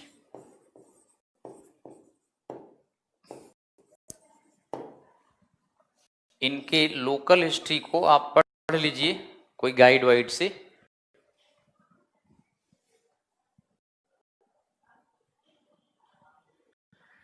जी बेटे, निशांत कुमार देखिए कैलकुलेट कर लिए, कह रहे हैं आप अभी तक 60 घंटे पढ़ा चुके हैं। बेटे में 40 से 50 घंटे अलाउड है। सुबोध लिख रहे हैं कि how sir, how to write down the note please. ये भी हो जाएगा, तो because my optional is history. बिल्कुल शुभेंदु बेटे, नोट्स हैं, थोड़ा मार्केट में कंसल्ट कर लो। लिखने की कला तो आपको खुद आनी चाहिए, लिटरेरी वर्ड यूज करना चाहिए, कम शब्द में ज्यादा बातें कहना चाहिए, और इसके लिए आपकी लिटरेचर पर कमांड होना चाहिए।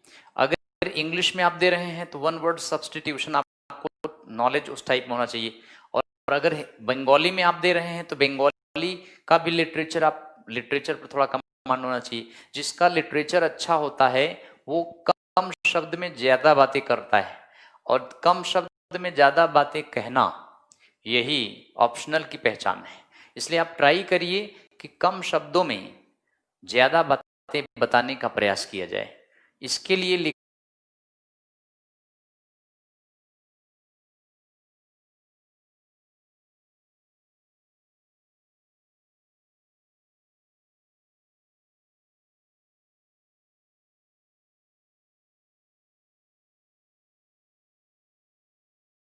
लिखने की लिए तो बाकी एक तो भूमिका बनाते हैं, इंट्रोडक्शन, वैसे पैराग्राफ में लिखें ज्यादा अच्छा है। इंट्रोडक्शन देते हैं, इंट्रोडक्शन में वो सारी बातें डाल दिया जाता है जो कि आप इलेबोरेट करोगे,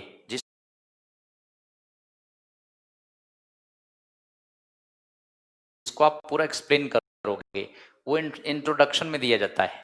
और फिर एक एक पैराग्राफ करके उस इंट्रोडक्शन को इलेबोरेट करते जाइए, एक्सप्लेन करते जाइए, लास्ट में कंक्लूजन दिया जाता है। तो यही है प्रोसेस लिखने का। अब अगर इसी टाइप के क्वेश्चन के आंसर देने हैं तो ये प्रोसेस है। शॉर्ट क्वेश्चन के आंसर्स देने हैं, जैसे मान लीजिए 50 शब्दों में या 150 शब्दों में, तो इसके लिए इंट्रोडक्शन नहीं दिया जाता है। अगर 250 से 1000 के बीच में लिखना होता है तो 250 वर्ड्स वाले क्वेश्चन के आंसर्स में इंट्रोडक्शन को दिया जाता है, इंट्रोडक्शन को फिर आगे इलेबोरेट किया जाता है। तो चलिए हम बताएंगे कि जब ऑप्शनल स्टार्ट करेंगे ना तो उसमें आपको हम डिटेल में इसके बारे में लिखने की कला बताएंगे।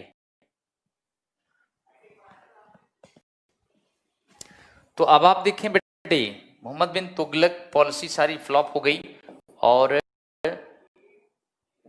1351 में 1351 में Mohammad bin Tughlaq MBT died eight थट्टा। गुजरात में किंग है तागी, तागी ने विद्रोह कर दिया, तागी विद्रोह करके गुजरात का सिंध भाग गया। उसी का पीछा करते करते सिंध गया। सिंध के थट्टा नामक स्थान पर मोहम्मद बिन तुगलक का देहांत हो गया था।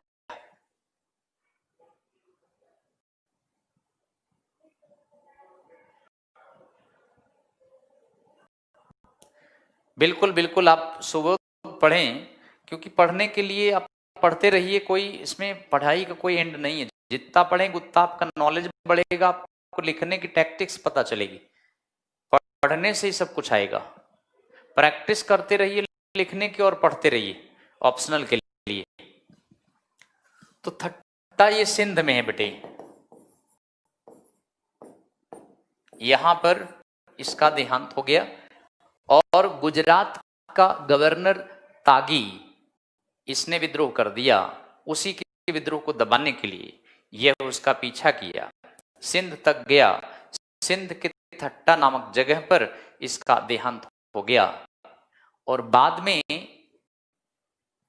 इसके उत्तराधिकारी कोई नहीं था। शायद अब पता होगा, मोहम्मद बिन तुगलक का कोई उत्तराधिकारी नहीं था, कोई रियल सक्सेसर नहीं था, इसकी कोई संतान नहीं थी। तो इसका देहांत थट्टा में, गुजरात में, गुजरात के किंग तागी का पीछा किया, थट्टा में इसका देहांत हो गया। थट्टा सिंध में, सिंध अभियान नहीं होगा ये थट्टा गुजरात के राजा के खिलाफ अभियान किया था। सिंध अभियान गलत है। गुजरात के राजा के समय गुजरात का किंग तागी इसके विद्रोह को दबाने गया था। ये यहाँ का गवर्नर था, विद्रोह कर दिया था। इसके विद्रोह को दबाने के चक्कर में ये भाग गया सिंध। तो ये सिंध तक गया और सिंध में यहीं पर इसका देहांत हो गया। MBT के सिंध में देहांत होने के बाद इसका उत्तराधिकारी इसका कजन बना था, कजन फिरोज तुगलक। इसका कजन फिरोज तुगलक ये सत्ता में आया।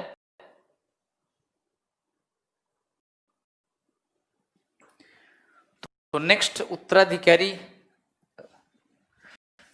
रज्जाक का बेटा था ये फिरोज तुगलक,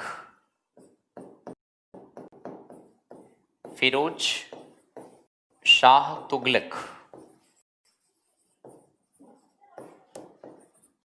1351 से 1388, कहीं कहीं कुछ जगह 1389 दिया है, ये ज्यादा ठीक है, 1388। तो इस तरह से फिरोज तुगलक सत्ता में आया बेटे।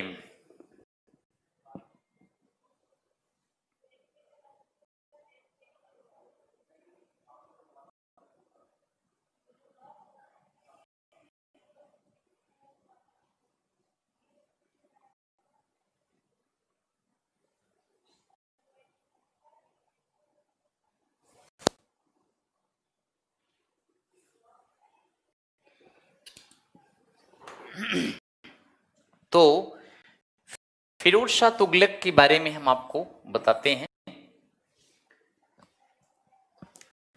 नवीन कुमार माथुरी, सर आप यूपीएससी का क्लास जल्दी लाएं ऑप्शनल के लिए। बेटा ले आएंगे, थोड़ा सा टाइम बड़ा टफ, टाइम शेड्यूल मेरा थोड़ा टाइट है, इसीलिए, क्योंकि ऑफलाइन क्लासेस से पढ़ाना होता है कहीं पर, तो इसलिए थोड़ा सा टाइट शेड्यूल है। ये बैच एक दो कंप्लीट हो जाए ना जीएस वाले, तो मुझे टाइम मिल जाएगा, फिर हम ऑप्शनल लॉन्च कर देते हैं। हिस्ट्री का ऑप्शनल भी लगाएंगे इसमें यूपीएससी लेवल का। अभी तो पीसीएस वाले, पीसीएस का स्टार्ट करने का प्रयास है, पीसीएस में जीएस का, और पीसीएस में जीएस का हिस्ट्री का पोर्शन जिसमें आर्ट और कल्चर कवर करेंगे, तो वो चीज लाने वाले हैं, वो तो स्टार्ट होने वाला है। लेकिन ऑप्शनल के लिए थोड़ा भी टाइम लगेगा, ऑप्शनल का लगभग हो सकता है सितंबर या अक्टूबर में लाएंगे।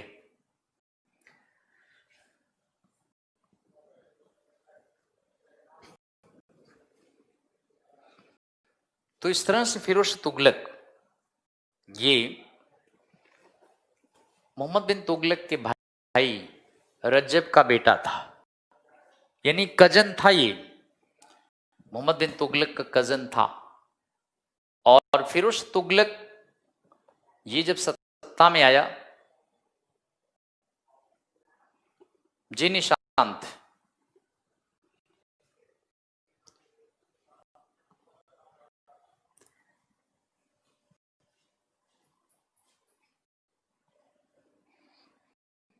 जी सोनू ठीक है, इसकी मां हिंदू थी, बिल्कुल सही है। फिरोज शाह तुगलक की मदर हिंदू थी, राजपूत थी, तो राजपूत मदर से पैदा हुआ था, इसलिए ये थोड़ा सा उदार प्रवृत्ति का था। और वैसे अशोक के लेखों को प्रोटेक्ट भी कराया था। अशोक का दो लेख, दो स्तंभ लेख, एक तो हरियाणा के यमुनानगर में टॉपरा पिलर था, दिल्ली मंगवाया, और दूसरा एक मेरठ से दिल्ली मंगवाया। बाकी मुस्लिम शासक तुड़वा देते थे, हिंदू या जैन बौद्ध के स्मारक तुड़वा देते थे, लेकिन फिरोज शाह तुगलक ने अशोक के लेखों को प्रोटेक्ट करवाया। प्रोटेक्ट ही नहीं करवाया, बल्कि इसने अशोक के लेखों को पढ़वाने के लिए अपने साम्राज्य के विद्वानों को आमंत्रित भी किया था। अपने साम्राज्य के विद्वानों से कहा कि अशोक के लेख को पढ़ो, लेकिन उसके दरबार के बड़े बड़े विद्वान आए, अशोक के लेखों को पढ़ नहीं पाए थे। आप तो जानते हैं अशोक के ब्रह्मी लिपि को किसने पढ़ा था? ठीक है सोनू, फतेहाबाद से हैं, तो फतेहाबाद तो फिरोज शाह तुगलक ने ही बसाया था। सोनू कह रहे हैं कि हम हरियाणा के फतेहाबाद से हैं, तो फतेहाबाद शहर को इसी ने बसाया था। हिसार, फिरोजा, फतेहाबाद, हरियाणा में दो शहर इसने बसाया था। और इस तरह से अशोक के मॉन्यूमेंट को प्रोटेक्ट करवाया इसने। अब आप बताइए कि अशोक के लेखों को सबसे पहले किसने पढ़ा था? जबकि फिरोज शाह तुगलक ने प्रयास करवाया इसको पढ़वाने के लिए, लेकिन उसके दरबार के विद्वान पढ़ नहीं पाए। बिल्कुल सारे बच्चे सही बता रहे हैं। Amritraj James Prinsep, Nishant Kumar James Prinsep कब पढ़ा था, किस वर्ष पढ़ा था? सोनू अशोक के ब्रह्मी लिपि, सोनू बताएं, अशोक की ब्रह्मी लिपि को जेम्स प्रिंसेप ने किस वर्ष पढ़ा था? In which year James Prinsep deciphered Ashokan script ब्रह्मी?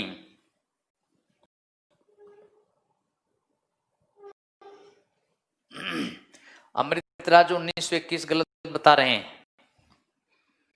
सोनू कुमार बताएं, अशोक की ब्रह्मी लिपि को किस वर्ष जेम्स प्रिंसेप ने पढ़ा था? और प्राचीन क्या पूरी इंडिया की पहली लिपि है जो पढ़ी जा चुकी है?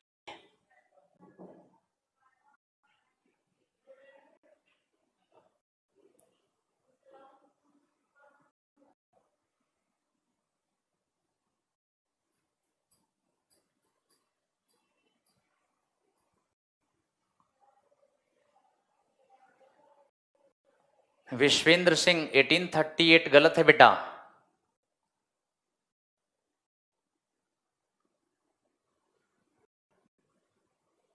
1837 होगा। 1837 निशांत कुमार बिल्कुल सही। 1837। 1838 नहीं है। हाँ, अगर नियरेस्ट लगाना हो तो 1830 लगा सकते हैं, अगर चॉइस में नहीं दिया है 1837। बट एग्जैक्टली 1837 में जेम्स प्रिंसेप ने अशोक की ब्राह्मी लिपि को पढ़ा था। तो इस तरह फिरोज तुगलक बेहद लिबरल प्रवृत्ति का था, उदार प्रवृत्ति का था। चलिए, इसके बारे में हमने कुछ तमाम बातें बताई भी आपको, लेकिन याद रखें दिल्ली सल्तनत का ऐसा सुल्तान था जिसने पहली बार इस्लाम के हिसाब से, शरा के हिसाब से 5 कानूनी कर लगाए हैं। इसने नाजायज करों को हटा दिया, केवल 5 कानूनी कर लगाए हैं, और एक छठा टैक्स भी लगाया था, सिंचाई कर। इसलिए लगाया क्योंकि इसने 5 बड़ी बड़ी नहरें बनवाया, और उन नहरों का काम प्रारंभ गयासुद्दीन तुगलक ने कराया। फिरोज शाह तुगलक ने 5 नहरों का पूरा काम कराया, इसलिए 10% सिंचाई कर लिया था। तो अगर आपसे पूछा जाए 5 लीगल टैक्सेस,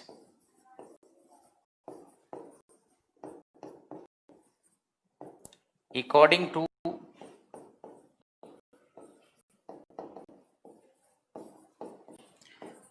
शरा,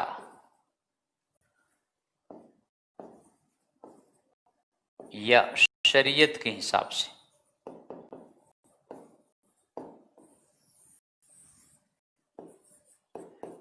शरा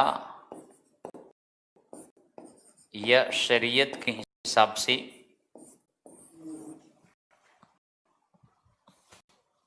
5 कानूनी कर लगाएं। पहला है जजिया, दूसरा है ज़कत, तीसरा है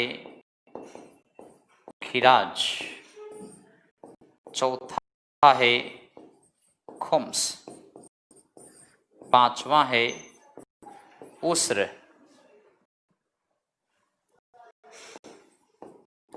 जजिया, ज़कात, खिराज को खराज भी कहते हैं, खुम्स, उस्र, ये 5 कानूनी टैक्स लगाए गए हैं।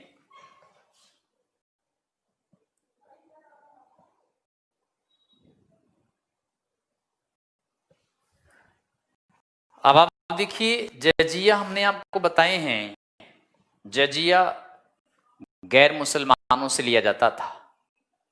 यह भी बताए हैं कि जजिया ब्राह्मणों से नहीं लिया जाता था,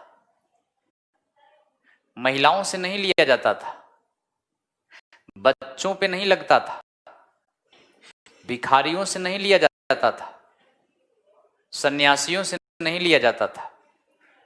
लेकिन बेटे फिरोज शाह तुगलक ने पहली बार जजिया टैक्स ब्राह्मणों से भी ले लिया, भिखारियों से भी ले लिया।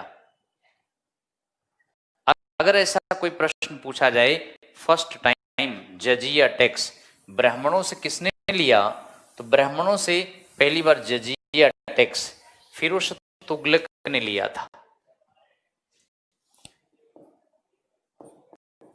तो टुक जजिया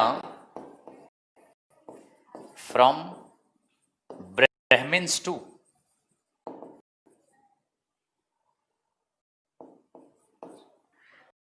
पहली बार इसने जजिया टैक्स ब्राह्मणों से ले लिया था, और जबकि एक धार्मिक कर था, रिलीजियस टैक्स, नॉन मुस्लिम्स से लिया जाता था, गैर मुसलमानों से। लेकिन इसके पहले ब्राह्मणों से यह टैक्स नहीं लिया जाता था, पहली बार यह टैक्स ब्राह्मणों से भी ले लिया। और ज़कात भी धार्मिक कर था, रिलीजियस टैक्स। मुसलमानों से लिया जाता था। खिराज लगान था, ये लैंड टैक्स रेवेन्यू गैर मुसलमानों से लिया जाता था। खुम्स लूट का माल था, वार बूटी 1/5 भाग फिरोज तुगलक ने लिया था। 4/5 भाग सैनिकों को दिया था। तो फिरोज तुगलक ने 1/5 भाग ले लिया, 4/5 भाग सैनिकों को दिया। उसर बेटे देखिए पहली बार लिया गया है लैंड टैक्स रेवेन्यू। मुस्लिम्स से लिया जाता था, पहली बार मुसलमानों से भू राजस्व कर ले लिया गया था। तो ये 5 कानूनी कर लिया अलाउद्दीन खिलजी मोहम्मद बिन तुगलक के शासनकाल में। कई प्रकार के टैक्स लगे थे। अलाउद्दीन ने 27 प्रकार के टैक्स लिए थे और वो टैक्स 27 प्रकार के मोहम्मद बिन तुगलक के शासनकाल तक चलते रहे। लेकिन फिरोज तुगलक जब सत्ता में आया केवल 5 कानूनी कर लेने की घोषणा किया। इसमें उस्र पहली बार लगाया, इससे पहले उस्र नहीं लिया जाता था और उस्र केवल मुसलमानों से लिया जाता था, क्योंकि इस समय तक मुसलमान किसान बन गया था, मुसलमानों के पास काफी जमीनें आ गई थी, इसलिए उस्र लिया जाता था। चलिए हम आगे की तरफ आपको बताते हैं। 10% सिंचाई कर ले लिया, 10% इरिगेशन टैक्स लिया। तो ऐसा सुल्तान जिसने पहली बार 10% सिंचाई कर लिया है, 10% सिंचाई कर ले लिया। क्यों ले लिया? क्योंकि फिरोज शाह तुगलक बिल्ट 5 कैनाल्स। फिरोज तुगलक ने 5 नहरें बनवाई, 5 नहरें बनवाई और इस तरह से 10% सिंचाई कर ले लिया। 5 बड़ी बड़ी नहरें उत्तर भारत में बनाई। गंगा दोआब क्षेत्र, पंजाब वाले क्षेत्र, हरियाणा राजस्थान वाले क्षेत्र, इन क्षेत्रों को नहरों से सिंचित करवाया। अगर ये प्रश्न पूछा जाए कि नहर निर्माण के काम प्रारंभ किसने किए, तो नहर निर्माण के काम पहली बार फिरोज तुगलक ने स्टार्ट किया था। नहर निर्माण के कार्य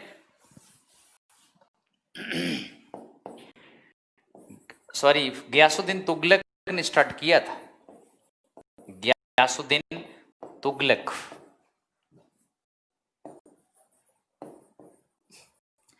started the construction of canals.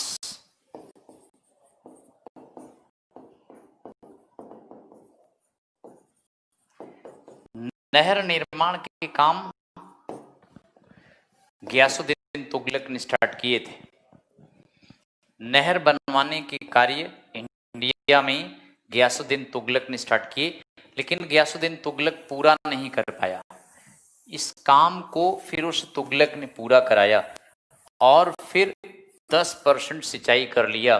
सिंचाई कर को वैसे श्राब कहा जाता था, सिंचाई कर को श्राब कहा गया है। ये इरिगेशन टैक्स को कहा गया है।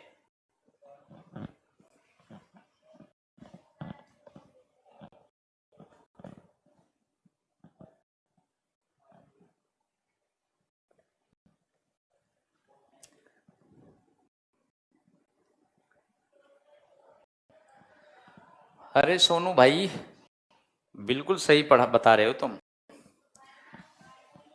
30 से ज्यादा कृत्रिम जिले और 1200 से ज्यादा बाग भी लगवाए। आज इसके बाग कोई नहीं मिलते हैं।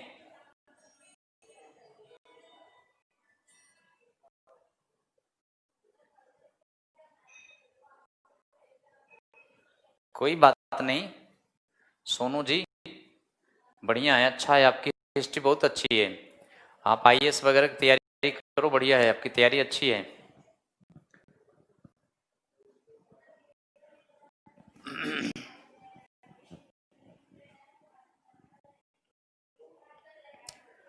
बढ़िया है आप, लेकिन तैयारी करो, तैयारी करोगी तो अच्छा तैयार है, आपका हिस्ट्री अच्छी है।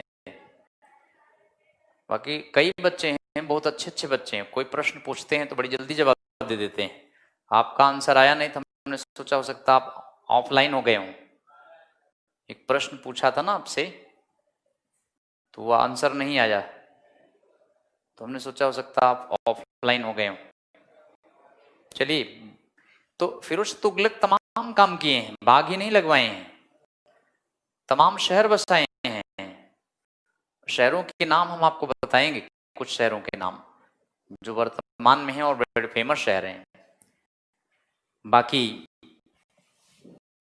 इरिगेशन टैक्स इसने 10% लिया है दिल्ली सल्तनत में। इरिगेशन टैक्स को श्राप कहा गया है।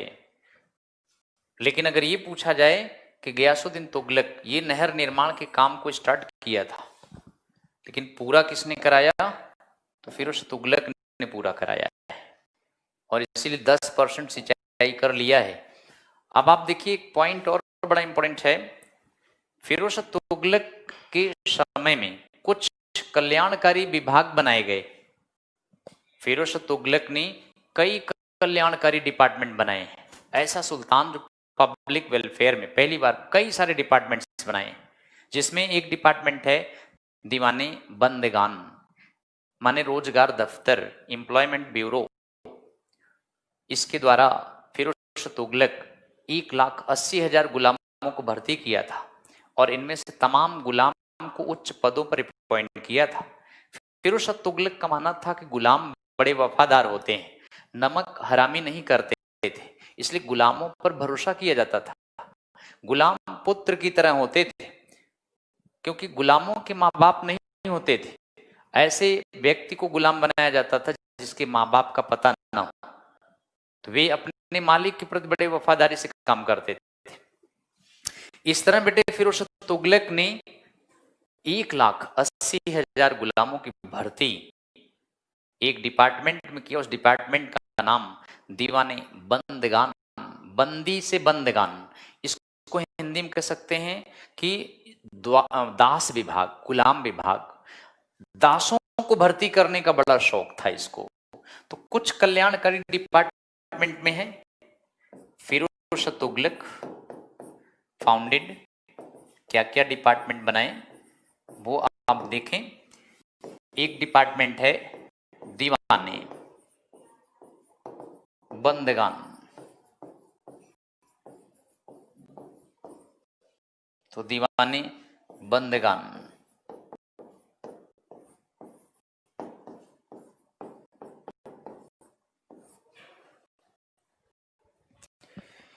इसका मीनिंग है एम्प्लॉयमेंट ब्यूरो,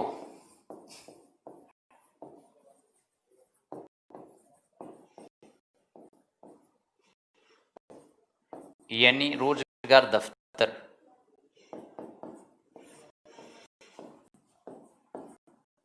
तो इसने दीवानी बंदगान नामक एक रोजगार दफ्तर बनाया, और इसी डिपार्टमेंट में 1,80,000 गुलामों को भर्ती कर रखा था, दासों को भर्ती किया था। इसने इन दासों को तमाम उच्च पदों पर अपॉइंट किया था। तो ऐसा सुल्तान जिसने गुलामों को भर्ती किया, रोजगार दफ्तर बनाया। दूसरा एक और डिपार्टमेंट है बेटे, दीवानी खैरात। दीवानी खैरात ये है चैरिटी डिपार्टमेंट।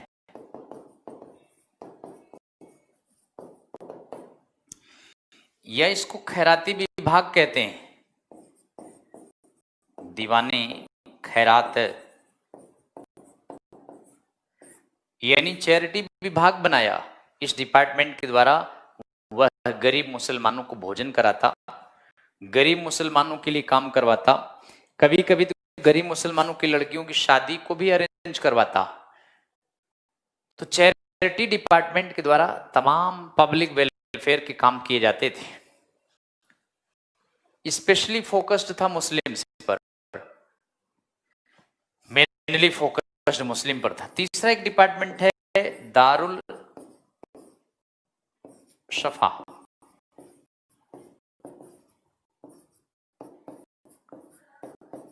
दारुल शफा नामक एक चैरिटी हॉस्पिटल बनवाया। दारुल शफा नामक एक सरकारी अस्पताल बनवाया।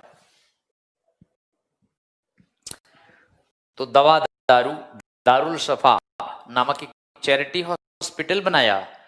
तो ऐसा सुल्तान दिल्ली सल्तनत का जिसने दारुल शफा नामक डिपार्टमेंट के द्वारा गरीब मुसलमानों के इलाज भी करवाता था। तो इस तरह से कल्याणकारी विभाग इसने ये तमाम बनवाए हैं। और इन कल्याणकारी डिपार्टमेंट के द्वारा फिरोज शाह तुगलक ने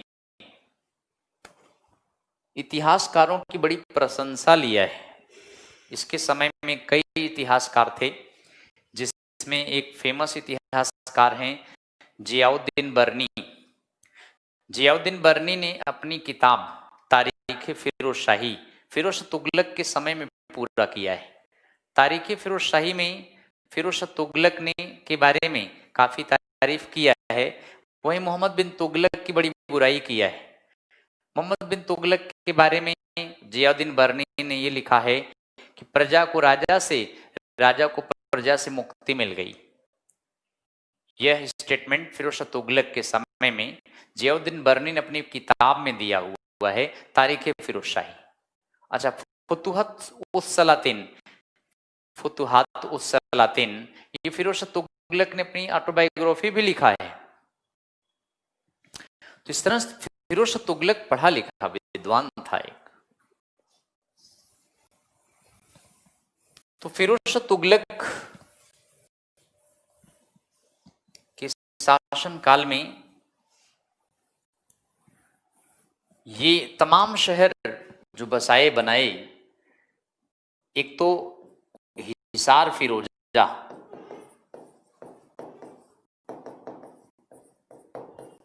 हरियाणा में,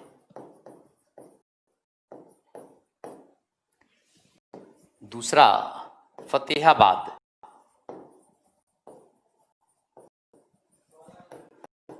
ये भी है हरियाणा में, और एक तीसरा शहर जौनपुर बड़ा फेमस है उत्तर प्रदेश में। ये जूना खान के नाम पे बसाया था। जौनपुर शहर जूना खान के नाम पे बसाया। फिरोजपुर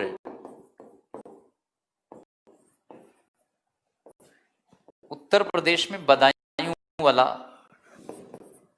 फिरोजाबाद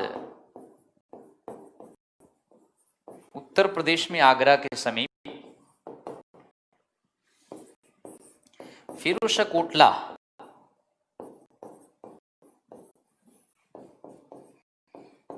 कोटला ये शहर दिल्ली में।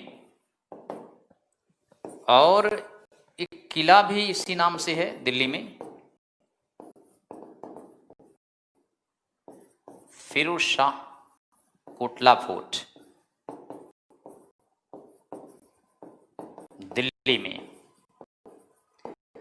दिल्ली में पीने के लिए पानी की एक बावली बनवाया।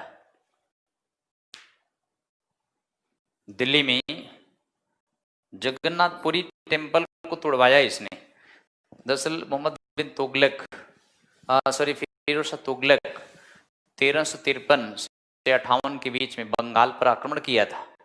उसी समय इसने जगन्नाथपुरी मंदिर को कुछ क्षति पहुंचाया था, नुकसान पहुंचाया था।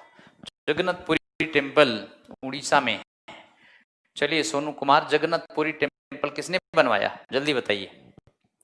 Jagannathpuri temple was built by which ruler built Jagannath temple in Orissa? Jagannath temple, it was कुछ partially destroyed by Firoz Shah Tughlaq.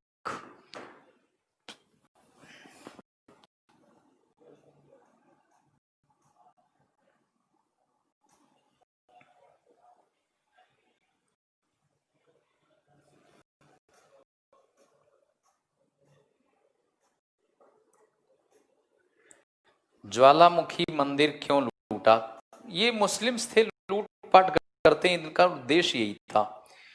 Muslims का उद्देश्य यही था कि गैर मुस्लिम मंदिरों को नुकसान पहुंचाएं, क्षति पहुंचाएं। मंदिरों में सोने चांदी हीरे मोती लोगों के आभूषण ऑर्नामेंट्स वगैरह रखे होते थे। मंदिरों से इनको बहुत पैसे मिल जाते थे, इसलिए ये मंदिरों को टारगेट बनाते थे।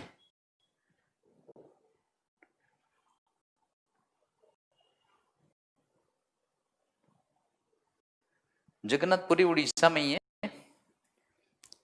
जगन्नाथपुरी रथ मंदिर है, ये पुरी रथ टेम्पल है। इसको पल्लव किंग नरसिंह वर्मन ने बनवाया था। तो इसलिए जगन्नाथपुरी को इसने नुकसान भी कराया। इसने बंगाल अभियान के समय जगन्नाथपुरी के मंदिर को तोड़वाया, इसको भी कुछ लूटपाट किया था यहाँ पर। तो मंदिरों को लूटना ये इनका धन प्राप्त करने के लिए होता था।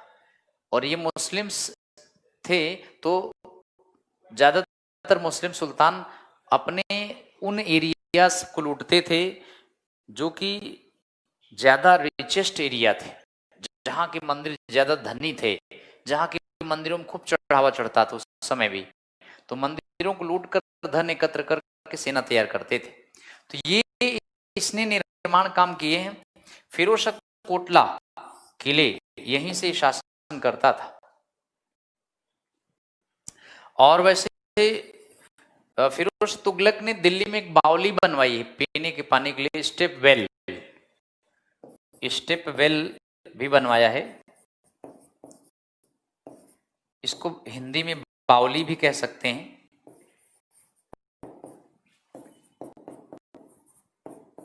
जिसमें बरसात के पानी को एकत्र किया जाता था। दिल्ली में इसने एक बावली बनवाई। तो तमाम काम किए हैं। और बाकी तो बाग बगीचे लगाने का बड़ा शौक था। 1200 से ज्यादा बाग बगीचे लगाए। तो पब्लिक वेलफेयर में काम किए हैं तमाम। और इसने जनता के कल्याण के अलावा ये तमाम चीजें बनवाई है। तो आज के लिए हम इतना ही बताएंगे और अगली क्लास में हम आपको इसके आगे पढ़ाएंगे।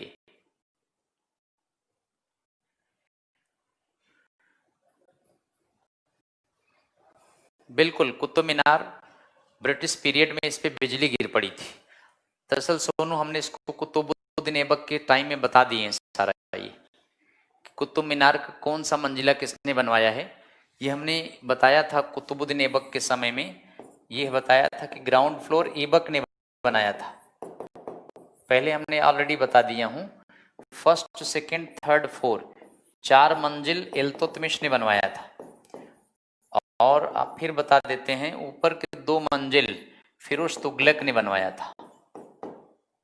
फिरोज तुगलक। और ये बताए थे कि ऊपर वाला ये क्षतिग्रस्त हो गया था। ऊपर वाला एक टॉप फ्लोर क्षतिग्रस्त हो गया है। अच्छा, इसने ऊपर के मंजिल को मार्बल और पत्थर से बनवाया हुआ है। तो इस तरह से ये अब तत्काल में इतना ही है। इसकी हाइट 72.5 मीटर है। ये सब बता दिए हैं। तो built by Aibak, complete by Iltutmish, 5वीं मंजिल फिरोज शाह तुगलक ने बनाया था। और टॉप फ्लोर ये बिजली गिरने से नष्ट हो गया था। तो ठीक है, नेक्स्ट क्लास में, आज शाम को तो क्लास नहीं होगी, कुछ समस्या है, इसलिए अगली क्लास होगी फ्राइडे में।